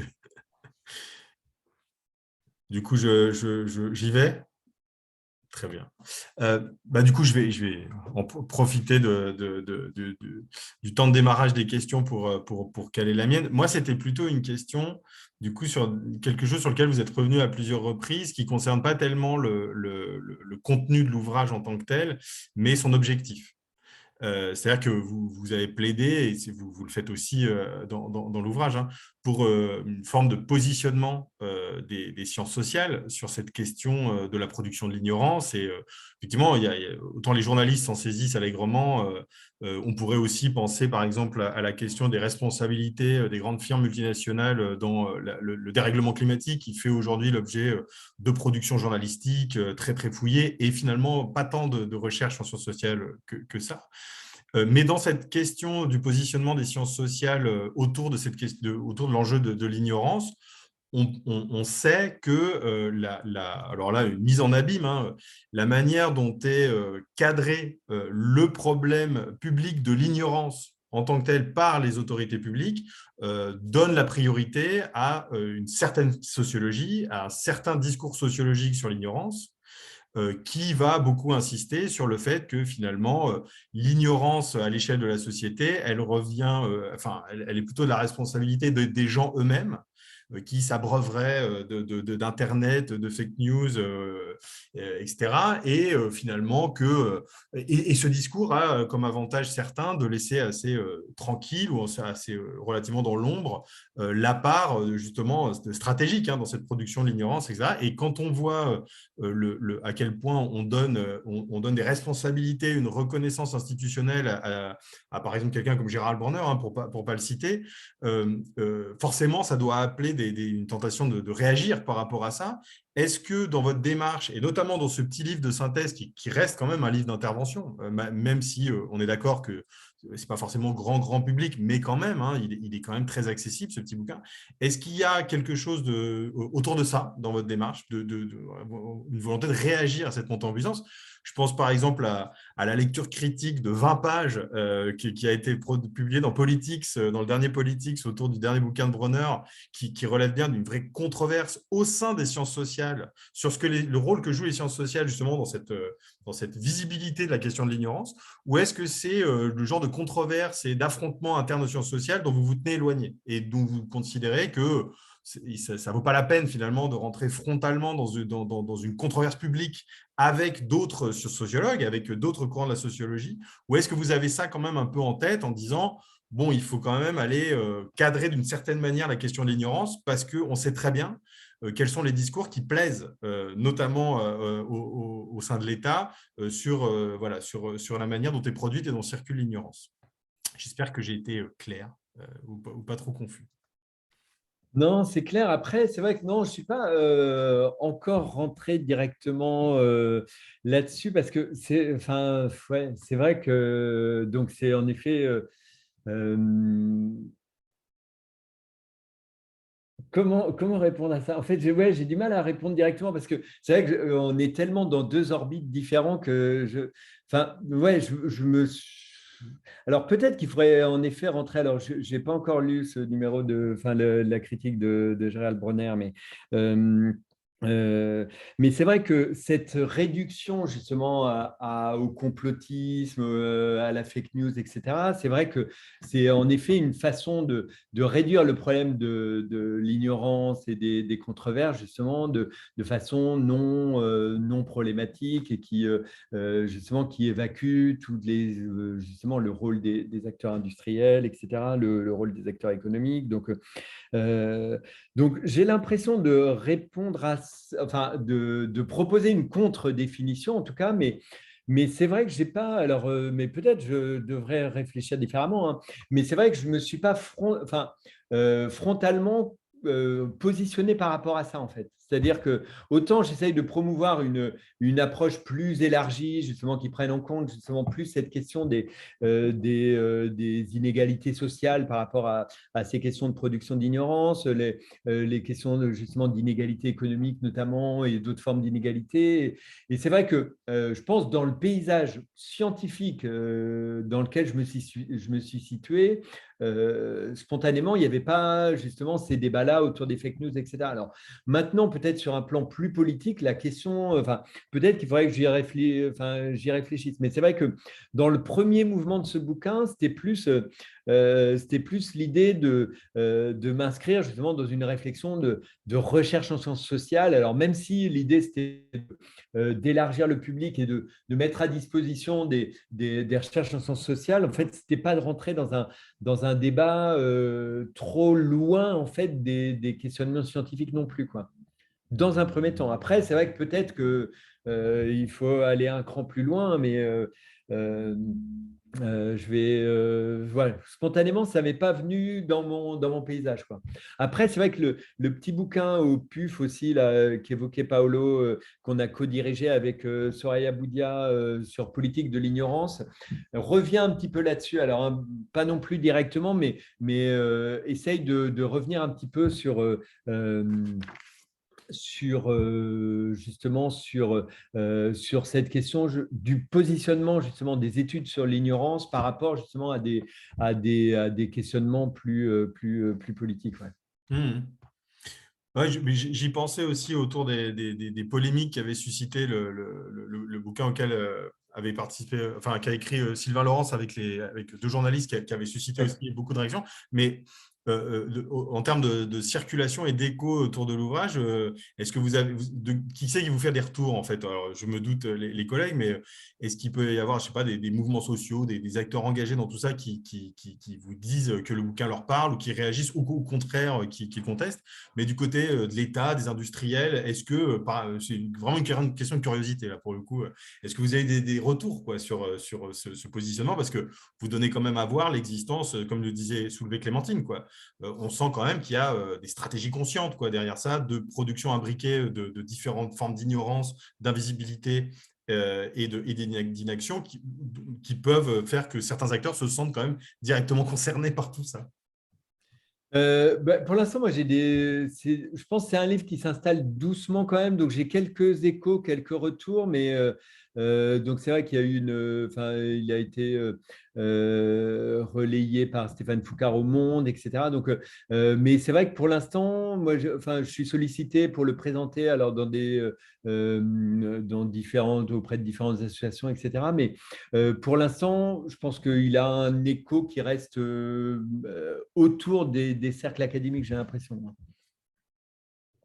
Parce que moi, j'avais peut-être une question qui prolonge ou qui reformule celle de Guillaume de ce point de vue, c'est-à-dire, est-ce qu'on doit faire l'hypothèse que, par exemple, les acteurs publics sont capturés par ce type de stratégie, ou est-ce que, sans avoir forcément lu Emmanuel Henry, ils n'ont pas quand même un petit peu conscience de ces formes plus ou moins stratégisées de production de l'ignorance ou ces formes d'asymétrie? C'est-à-dire, comment réagissent quand même les acteurs publics à la virtualité de cette asymétrie, ou en tout cas à la possibilité que ça produise des effets quand même très lourds sur la fabrique de l'action publique?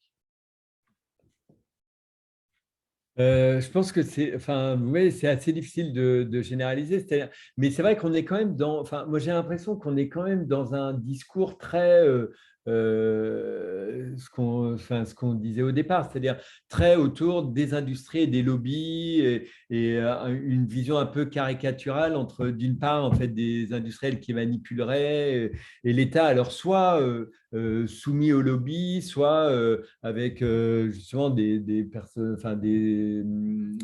acteurs politiques comme Delphine Batho, justement contre les lobbies, etc. Donc, j'ai l'impression quand même la problématisation, elle est clairement autour de ces questions-là et j'ai du mal à voir comment est-ce qu'une réflexion plus interne aussi sur le positionnement même de l'État, de certaines administrations, dans la façon dont ils mobilisent une expertise, dont ils vont solliciter justement des experts ou s'appuyer sur des données d'experts, je n'ai pas l'impression qu'il y ait une réflexion qui dépasse justement ce modèle très, on va dire, convenu des rôles des uns et des autres et d'une vision un peu idéalisée soit idéalisée de l'État et un peu caricaturale des acteurs économiques, quoi. J'ai pas l'impression que ça aille beaucoup plus loin, quoi. Et du coup, en tout cas, c'est un des thèmes qui a motivé la constitution de ce groupe AFSP, en tout cas de l'orientation de ces travaux, c'est justement de sortir de cette binarité et de trouver des voies pour en sortir. Et du coup, vos travaux s'y prêtent particulièrement bien. Lorenzo Barro pose la question alors je la prends telle quelle. Lorenzo, il ne faut pas hésiter à l'expliquer un peu plus. Je peux intervenir. Je l'ai posé au moment où tu posais la question à Emmanuel de prendre part au débat finalement. Que tu l'interpelles en lui disant, écoute, tu as étudié ces controverses ou ces non-controverses, pourquoi ne pas participer de la politisation de l'enjeu et faire circuler des savoirs sur l'ignorance? Et je posais simplement la question, jusqu'où va-t-on? Je ne suis pas sûr que dans la posture d'Emmanuel et dans ses choix théoriques, mais il répondra mieux que moi, ça fonctionnerait totalement dans cette sociologie des sciences, etc. En tout cas, ce serait une science participative à innover, hein, pourquoi pas. Enfin, je ne sais pas, Emmanuel, je te laisse peut-être Non, préciser mais là-dessus. c'est vrai, après, ouais, c'est vrai, je pense que moi, je pense qu'il y a une réflexion, mais c'est une réflexion que je suis en train de mener et qu'on mène avec d'autres, mais sur, en fait, sur le lien entre les approches scientifiques et notamment les approches en sciences humaines et sociales et les acteurs du mouvement social au sens large, les syndicats, les associations, différentes formes d'associations qui se mobilisent. Et c'est vrai que euh, je pense, par rapport à ce qui se passe, par exemple, notamment aux États-Unis, où on a quand même des formes d'associations qui existent quand même plus durables, justement, avec tout ce qui est recherche, enfin, les community-based research, enfin, toutes les recherches qui sont liées avec des communautés, les communautés dans lesquelles, justement, vivent les chercheurs, etc. C'est vrai que je pense qu'en France, on aurait une réflexion à mener sur alors, c'est pas, je ne sais pas si c'est vraiment l'engagement du scientifique, c'est pas exactement ça, mais sur comment est-ce qu'on rend nos connaissances et nos recherches plus facilement disponibles justement à des acteurs syndicaux, associatifs, et comment est-ce qu'on cherche peut-être des connexions, enfin, à la fois être mieux à l'écoute des questions qu'ils peuvent poser, des demandes qu'ils peuvent avoir, et nous être plus capables justement aussi de réfléchir avec eux, à la fois d'accepter aussi peut-être de déporter nos propres interrogations mais la question, je pense que ça pose, c'est aussi enfin, quel canot on invente pour ça, comment est-ce qu'on réfléchit justement de façon plus ouverte, plus en interaction avec d'autres acteurs en dehors de la sphère scientifique. Euh, donc moi, j'aurais tendance en ce moment, plutôt réfléchir la question par rapport à ça, plus que par rapport à un lien avec les acteurs politiques eux-mêmes, etc. Parce que, bon, je ne sais pas si c'est le fonctionnement du débat politique aujourd'hui, mais c'est vrai qu'on sent que je ne sais pas si c'est les groupes qui seraient le plus à l'écoute de ce qu'on a à dire en tant que communauté scientifique, quoi. Mais peut-être je me trompe, hein. La parole est toujours ouverte, hein. N'hésitez pas à intervenir ou à changer complètement de sujet ou à prolonger les discussions. N'hésitez pas. Ève, tu me faisais Oui, signe. ben, moi, je veux bien juste rebondir aussi sur… En fait, moi, j'étais intéressée sur la façon dont tu as répondu à la question de Paolo sur, sur la transformation des formes de l'action publique et savoir si c'était plus ou moins propice à la production de cette invisibilité ou qu'on pourrait aussi rapprocher de politiques d'enjeux de dépolitisation, hein. Il y a plein de travaux dans ces termes-là. C'est d'ailleurs, ce serait intéressant de savoir ce que tu en penses et comment on peut lier des questions de dépolitisation à celles d'invisibilité. Je pense qu'il y a des liens assez directs.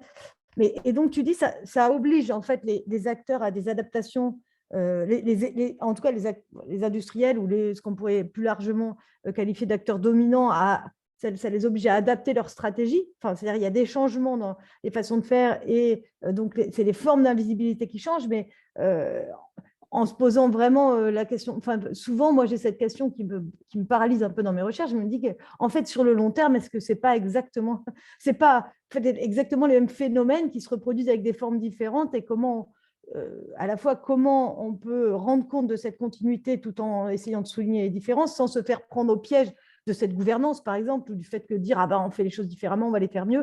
C'est-à-dire, qu'est-ce que c'est exactement ces changements dans les formes d'invisibilité et comment sortir de ce piège à la fois de la continuité ou de l'illusion de la nouveauté, quoi. Alors, si je suis censé répondre, ça va être compliqué. Non, mais c'est vrai que c'est une vraie question, hein, mais c'est vrai que c'est une vraie question. Je pense que en gros, c'est ça. C'est ça. C'est-à-dire, il faut arriver à documenter, documenter ces transformations. Mais moi, j'ai quand même l'impression qu'au niveau justement des inégalités, par exemple, d'accès de certains groupes à la capacité à avoir accès à des données ou à produire des données, etc., j'ai l'impression quand même on a une certaine stabilité quand même. Enfin, moi, j'ai l'impression, par exemple, sur les questions de déchets nucléaires, par exemple, sur lesquels j'ai relu quand même les trucs dans le cadre de ce livre. C'est vrai que dans le long terme, on se rend compte que quand même, il y a une stabilité quand même des rapports de force qui est quand même assez inquiétante quand même, hein. Et c'est vrai que je ne sais pas dans quelle mesure on pourrait jouer un rôle justement dans la transformation de certains rapports de force. Et je me demande, moi, de plus en plus, justement, si la question, ce n'est pas aussi, nous, notre capacité à se connecter à d'autres acteurs en dehors de l'espace scientifique. Alors, je ne sais pas exactement lesquels, je ne sais pas de quelle manière, mais je pense qu'il y a une réflexion à mener autour de comment est-ce qu'on définit nos questions de recherche, avec qui, pour qui est-ce qu'on écrit et pour qui est-ce qu'on travaille. Et donc, c'est vrai qu'il y a peut-être des réflexions à mener en tant que communauté scientifique, mais aussi à peut-être aussi ouvrir un peu la façon dont on travaille habituellement. Euh, c'est un peu ce que je disais sur la question de l'état de la réglementation, par exemple, sur le secret des affaires, etc. On est quand même dans un moment où les journalistes, les chercheurs, on a des intérêts un peu convergents. Et c'est vrai que pourquoi est-ce qu'on ne réfléchirait pas à des formes de mobilisation peut-être plus larges, plus collectives, pour au moins poser cette question-là, quoi, se dire, à l'échelle internationale, on a sans doute une des réglementations les plus restrictives en termes d'accès à certaines données, de possibilités d'investigation, y compris des agences publiques. Et c'est vrai qu'il y a une vraie question démocratique derrière que peut-être on pourrait poser, nous, avec d'autres, et voir dans quels espaces, quoi. Y a-t-il d'autres questions? N'hésitez pas. Moi, j'en ai peut-être deux autres. Pardon, Lorenzo, tu Lorenzo. Lorenzo lève la main aussi, mais… Non, mais allez. J'avais pas vu Lorenzo, excuse-moi, parce que la main jaune s'était fondue dans la bibliothèque. Du coup, j'avais pas vu la main. Je suis désolé. Non, mais les questions peut-être qui vont nous descendre un peu par rapport aux questions précédentes, mais j'avais une interrogation plus globale sur le plan théorique, Emmanuel. Moi, je ne suis pas du tout un spécialiste des objets que tu travailles, mais je trouve que, par un heureux hasard, j'ai lu le bouquin. Je trouve que tu circules très bien à l'échelle internationale entre les sciences sociales du politique française et toute une littérature qui était largement inconnue, qui l'est encore pour une part. Je me demandais ce que ces allers-retours outre-Atlantique notamment, mais pas que, t'apportaient et pouvaient nous apporter sur on va dire, la rénovation de nos approches théoriques de l'action publique, de l'État, de l'articulation entre les savoirs, le savoir ou l'ignorance, les deux étant à penser relationnellement, comme tu le montres bien, et l'action publique dans ces diverses formes, à diverses échelles. Parce que voilà, sur le plan conceptuel, tu as toi des leçons ou des pistes sur lesquelles nous orienter un petit peu pour refonder un petit peu cette discipline. Et si je peux ajouter peut-être une question qui prolonge un peu celle de Lorenzo. En fait, j'ai l'impression qu'il y a quand même une petite tension qui consisterait pour le coup à se départir de la littérature américaine la plus franchement stratégiste, ou en tout cas qui associerait ou rabattrait les formes de production de l'ignorance à toute une série de manœuvres cyniques, concertées, coordonnées, etc.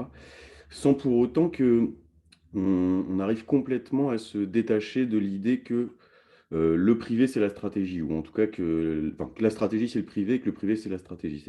Qu'est-ce qu'on peut dire, nous, peut-être du point de vue plus de la sociologie politique, sociologie française, pardon, de l'action publique, qui renseignerait de façon un peu plus riche, finalement, les logiques de l'action privée, quoi, c'est-à-dire des choses qui reviendraient pas forcément, pour le coup, à balayer l'idée que certains entrepreneurs aient des intérêts à faire advenir, mais simplement qui permettrait de sortir justement d'une lecture un peu univoque des répertoires d'action des industriels, par exemple. Donc, déjà, pour répondre à Lorenzo, j'ai l'impression, moi, ce va-et-vient entre la littérature américaine et les façons de poser le problème en France, moi, j'ai l'impression, alors, mais je pense aussi, j'ai une lecture un peu enfin, pas biaisée, mais en tout cas, j'ai l'impression d'importer des choses des États-Unis. Par exemple, c'est vrai que quand je reprends Baumgartner et Jones sur leur littérature sur l'agenda, c'est vrai que je trouve que quand même ce vers quoi vont aujourd'hui les travaux autour de l'agenda, c'est quand même un peu maintenant devenus, enfin, les outils qu'ils utilisent sont très généraux, très quanti, etc. Je trouve que ça apporte plus grand-chose, je trouve, au niveau de la connaissance des acteurs, de leur type de fonctionnement. Mais en même temps, je trouve que l'avantage, enfin, ils ont quand même donné des lignes de dire il faut travailler justement sur des périodes plutôt assez longues, plusieurs décennies. Ils ont souligné le fait qu'il fallait travailler non seulement sur les espaces les plus publics, mais prendre en compte justement ce qu'ils appellent les monopoles de politique publique ou les sous-systèmes, etc. Donc, alors c'est vrai qu'il faut prendre ça, mais après, je pense qu'en gros, il faut que nous, on le réinvestisse avec nos outils à nous, qui vont lier justement des outils peut-être quanti, mais aussi une approche plus qualitative de l'action publique et prendre, je pense qu'il y a des choses à prendre dans la littérature américaine et des choses qui sont à se réapproprier aussi avec nos propres acquis, nos propres perspectives de recherche, etc. Donc, je pense que j'ai l'impression, par exemple, sur cette question-là, d'aider à ouvrir en tout cas à ouvrir la question de la temporalité, élargir justement la question des espaces aussi, entre espaces plus discrets, plus confinés, espaces plus publics. Je pense qu'ils ils aident à changer de perspective, mais après, je pense que voilà, il faut qu'on reprenne ça avec nos propres outils, nos propres perspectives, etc. Et je pense aussi que moi, sur les questions liées à l'ignorance et tout ce qui est justement les travaux autour de la sociologie des sciences nord-américaines et notamment justement ces travaux autour de la science non faite, la undone science, beaucoup plus justement moins dans les approches stratégiques, mais plus dans les dimensions plus structurelles de production d'ignorance. Là, je pense que là encore, il y a des choses à prendre, mais alors, et des choses, je pense, qu'on a à se réapproprier, mais qui sont complètement liées pour le coup à ce que je disais, en fait, à l'accessibilité des données des acteurs industriels américains. C'est-à-dire, les travaux, c'est des historiens qui le font sur le passé des industries américaines, ou c'est des travaux qui sont faits à partir de procès qu'on donnait accès justement, qu'on rendu visible des espaces des acteurs privés, qui étaient impossibles à appréhender sans ces procès. Et c'est vrai que, et ça répond peut-être à la question de Raphaël, c'est-à-dire que nous, le problème, c'est que comme on n'a pas accès à ces données-là, on en est réduit à faire des hypothèses, et des hypothèses qui sont en effet des hypothèses assez grossières sur les industriels ont des stratégies d'action qui renvoient, on fait l'hypothèse qu'ils recherchent. Enfin, c'est vrai qu'on est obligé de faire des hypothèses assez grossières parce qu'on n'a pas accès à leurs données ou d'archives ou des données assez, enfin, trop indirectes pour avoir des éléments plus précis à avoir sous la main. Donc, je pense qu'en effet, nous, on a un vrai handicap au niveau de la recherche française qui n'est pas tellement une limite des approches théoriques ou des modèles qu'on pourrait développer, mais de l'accès au terrain et de la possibilité de renseigner justement des stratégies industrielles de façon plus précise, quoi. Du coup, vas-y, Raphaël. Une petite question, j'en profite parce que c'est un petit peu dans le prolongement de ce que vient de dire Emmanuel, mais pour le coup, sur le plan un petit peu méthodologique, sur la manière dont en fait on peut à la fois conceptualiser, opérationnaliser la question du non-problème. Parce que donc j'ai un peu l'impression qu'il y a a priori deux façons de repérer un non-problème, c'est-à-dire d'une part ce qui prendrait déjà la forme donc d'un ensemble de données plus ou moins objectivées, mais qui en soi permettent de cristalliser le fait qu'il existe un risque. Et donc, du coup, il s'agirait ensuite de tracer le fait que ce risque circule ou ne circule pas, etc. Ou bien la possibilité que certains acteurs plus ou moins subalternes essayent de se mobiliser, mais par défaut de ressources, échouent à…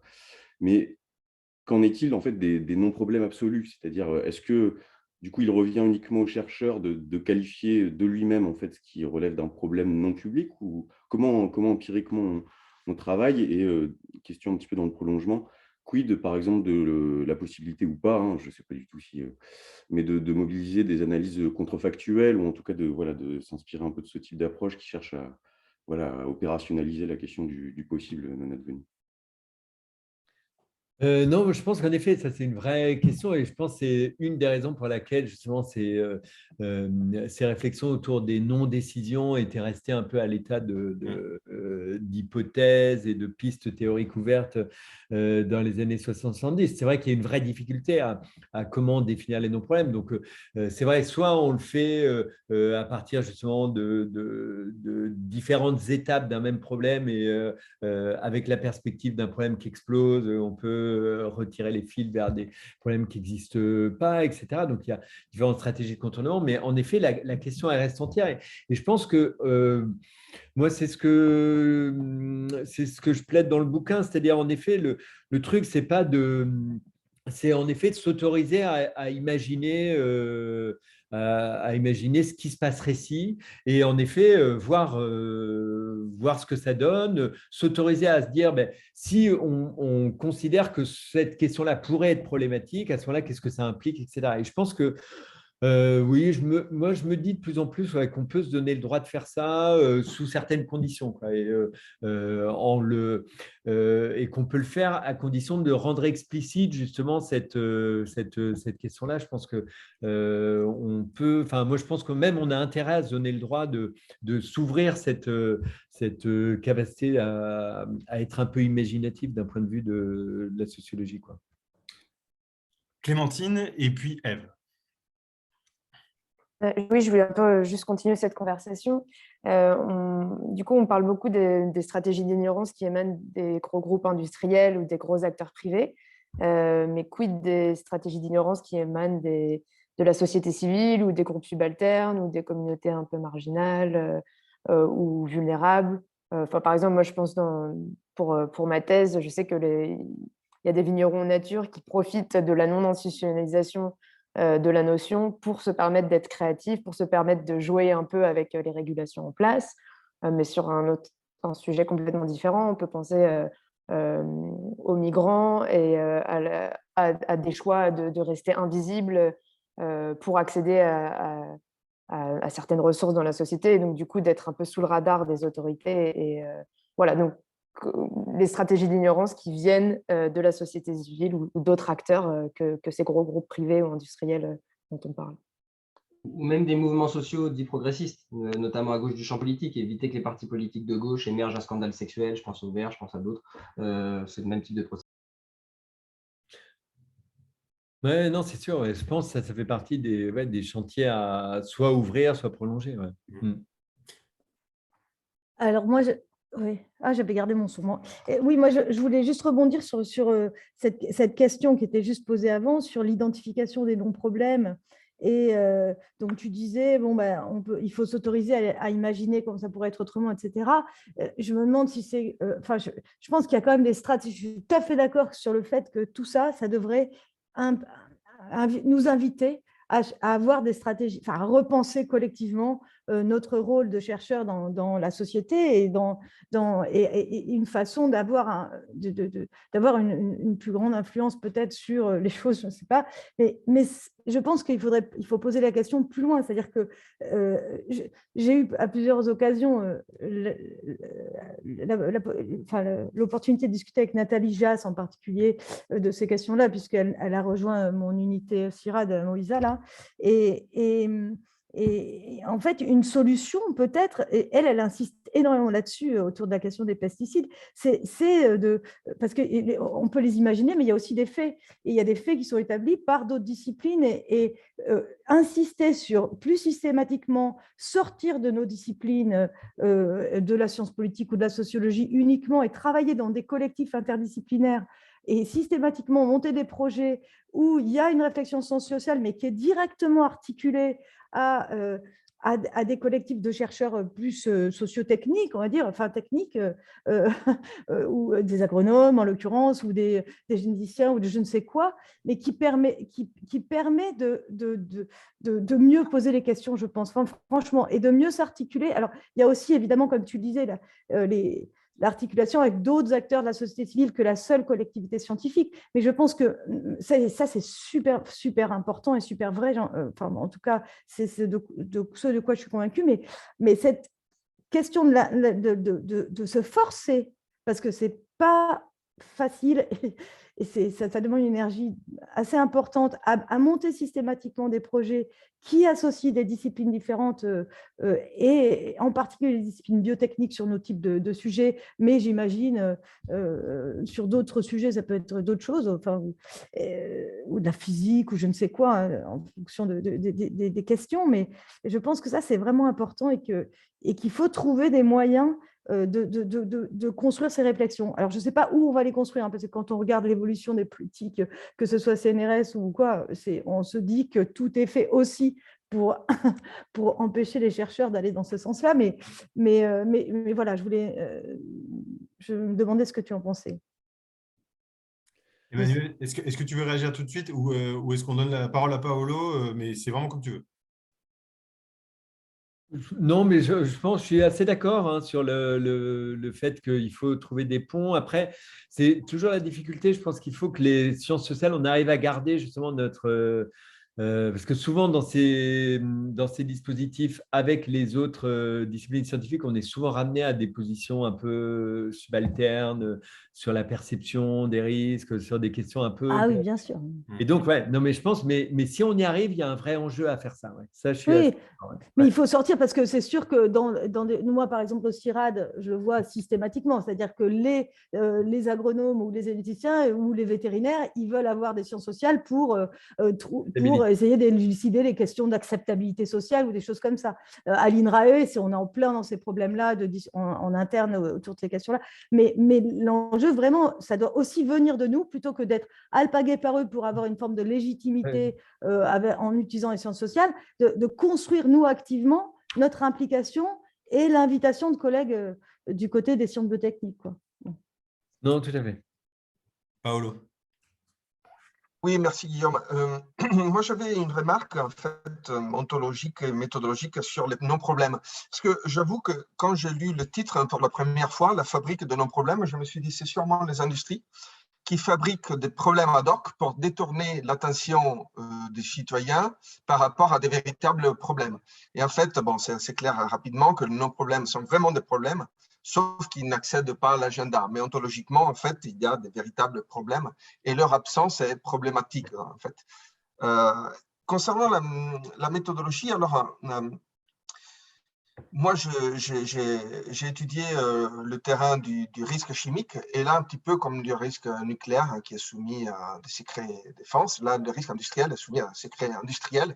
Et donc, du coup, je n'ai pas réussi à interviewer les personnels des usines. En fait, j'ai eu le responsable de l'association qui réunit les usines du site, mais c'était un discours très poli et très de communication, en fait. Donc, du coup, je me pose la question parce que je me dis, il y a tout un pan de choses qu'on ne sait pas et on ne saura jamais. Et donc, c'est les unknowns de Funtovich et Ravet des années 90, lorsqu'ils parlaient de la science post-normale, de la post-science. Ils disaient, en fait, il y a des choses qu'on sait qu'on ne sait pas, donc les known unknowns, parce qu'il nous manque de la dosimétrie, etc. Mais il y a des choses qu'on ignore, en fait.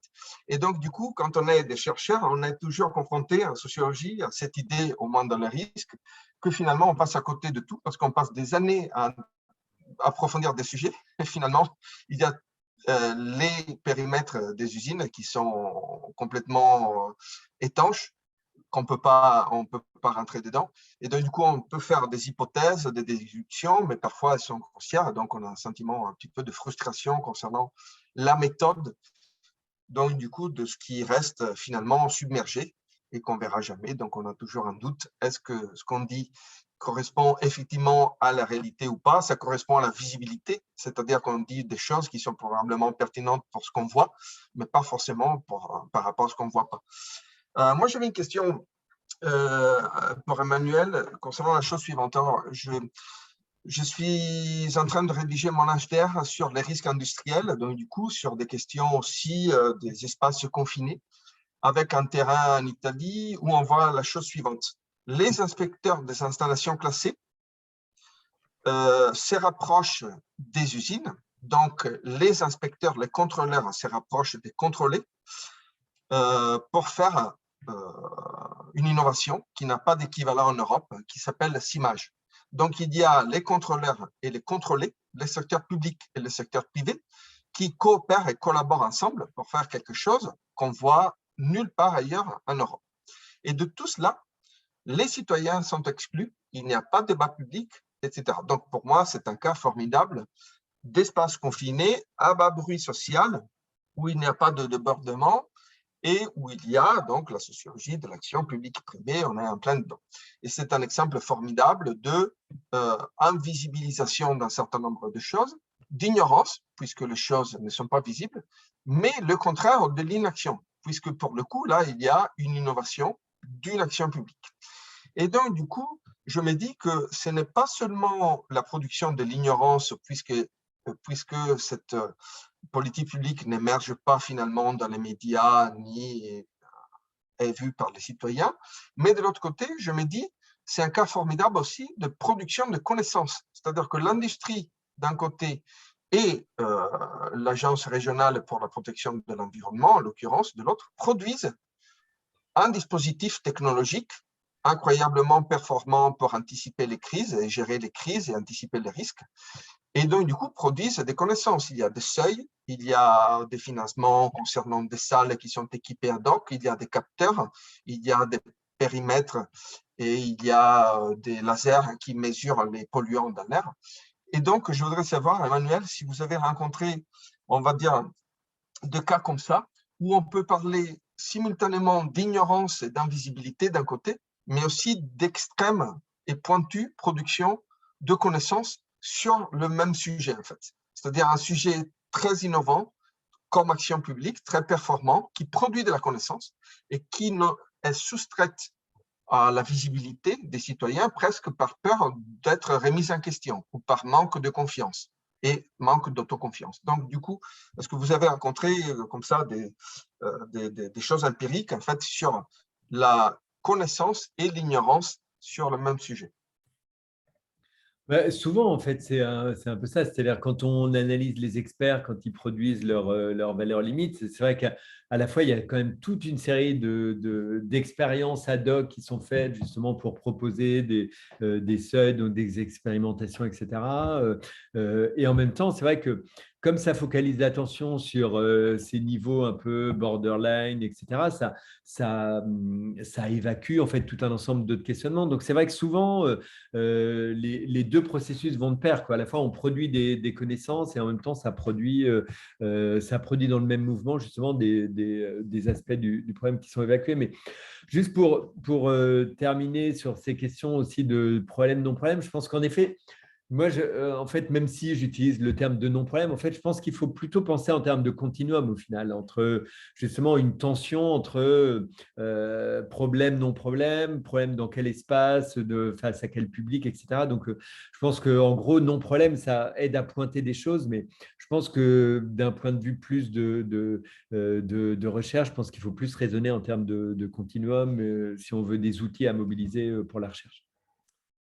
Merci beaucoup, Emmanuel. On touche à la fin, donc on va laisser, je pense, le soin à Raphaël de fermer la marche de ce webinaire, voilà, pour, je disais, ramasser la mise et parler du futur, ne serait-ce que ça en 5 minutes. Oui, bah, même pas 5 minutes, hein, simplement. Tout d'abord, pour remercier tout le monde, c'est-à-dire à la fois donc, Emmanuel, Clémentine et Paolo, mais aussi donc, toutes les personnes qui ont bien voulu participer à cette discussion. Discussion donc, qui a rappelé, hein, s'il le fallait, mais le double intérêt finalement qu'il y a à engager cette réflexion donc, sur la fabrique des non-problèmes, puisque à la fois donc, sur le plan théorique, elle permet donc, de penser l'envers de l'agenda, c'est-à-dire un double envers de l'agenda, même puisqu'il s'agit parfois donc, de problèmes qui sont désinscrits de l'agenda ou bien de problèmes qui n'ont jamais donc, l'opportunité d'être anoblis dans les espaces publics. Et donc, opportunité aussi de rafraîchir un petit peu la sociologie, ou en tout cas de continuer d'alimenter la sociologie politique, la sociologie de l'action publique, pardon, je vais y arriver, au contact des travaux anglo-saxons. De ce point de vue-là, il me semble qu'il y a peut-être 3 directions qui se sont un petit peu dégagées s'agissant des différentes manières de préciser ou de prolonger un peu ce programme de recherche, hein, puisque il a été successivement évoqué le fait que la question des risques constitue un très bon point de départ, mais que la question devait se poser dans des termes plus larges, à savoir en fait est-ce que la question de l'inaction publique et de son lien avec l'absence de connaissances ou l'ignorance ne se rejoue pas en fait, dans tous les secteurs où la question de la connaissance est un enjeu, et donc un enjeu de lutte. Au-delà des secteurs, c'est la question des acteurs, hein, c'est une des dernières remarques qui a été émise, c'est-à-dire le fait que c'est un programme de recherche qui pourrait être un petit peu décentré disons, peut-être des grands méchants, ou en tout cas voilà, d'être reproduit à d'autres échelles et au niveau d'autres espaces, même si bon, c'est quand même très important de travailler sur les grands méchants. Et puis donc, dernière perspective ou dernière manière de prolonger évidemment ce travail, qui consisterait à penser ça de façon plus systématique au regard des transformations de l'État, mais auxquelles on pourrait aussi ajouter les transformations du secteur privé, c'est-à-dire le fait que toute une série de firmes, pour le coup, soient en mesure en fait, d'accaparer de plus en plus de ressources scientifiques, et par là, en fait, penser de façon tendancielle et dynamique voilà, la redistribution, la redistribution des ressources entre les différentes parties prenantes de l'action publique. Je termine par une petite opération publicitaire, puisqu'on aura l'occasion bientôt de prolonger ces travaux avec d'autres enquêtes empiriques, hein, puisque à la FSP, donc on a engagé donc une table ronde qui se découpera selon 2 axes qui, de fait, traversaient un petit peu les échanges de ce jour, hein, puisque le premier axe renvoie donc aux stratégies. Alors, on a gardé des guillemets, hein, pour justement laisser un petit peu la place à une discussion théorique approfondie sur cette notion, mais les stratégies des acteurs privés dans la définition de l'action publique. Et puis, deuxième session qui portera sur la non-émergence des problèmes. Et pour le coup, on aura l'occasion notamment, hein, de prolonger toutes les discussions sur les enjeux épistémologiques et méthodologiques, hein, de cette belle question. Voilà, il est 18h pile. J'ai l'impression que… Écoutez, on finit parfaitement dans les temps. Donc voilà. Un dernier point pour vous dire qu'on verra ce qu'on arrivera à faire en termes de diffusion pour la captation vidéo de ces webinaires. Et si ce n'est de vous remercier encore pour vos participations respectives et puis pour ces échanges très riches. Et voilà, et puis du coup, en espérant vous retrouver à Lille pour ceux qui auront la bonne idée d'y aller. Et puis, un dernier appel du pied, bien sûr, alors on aura l'occasion de le renouveler auprès des membres du groupe Institutions, Action publique et Gouvernement, hein, sur des éventuelles velléités thématiques, d'organiser quoi que ce soit qui ressemble à un événement scientifique dans le cadre du groupe de travail de la FSP. Nous, on ne demande que ça, hein, avec Ève et Raphaël, hein, de se mettre en support d'initiatives qui ne viendraient pas de notre part. Je sais que c'est toujours très difficile à enclencher, mais en tout cas, on se tient à l'entière disposition de celles et ceux qui auront des propositions, des suggestions et des envies. Voilà. Il ne reste plus qu'à vous souhaiter une bonne soirée. Merci beaucoup. Merci. À vous.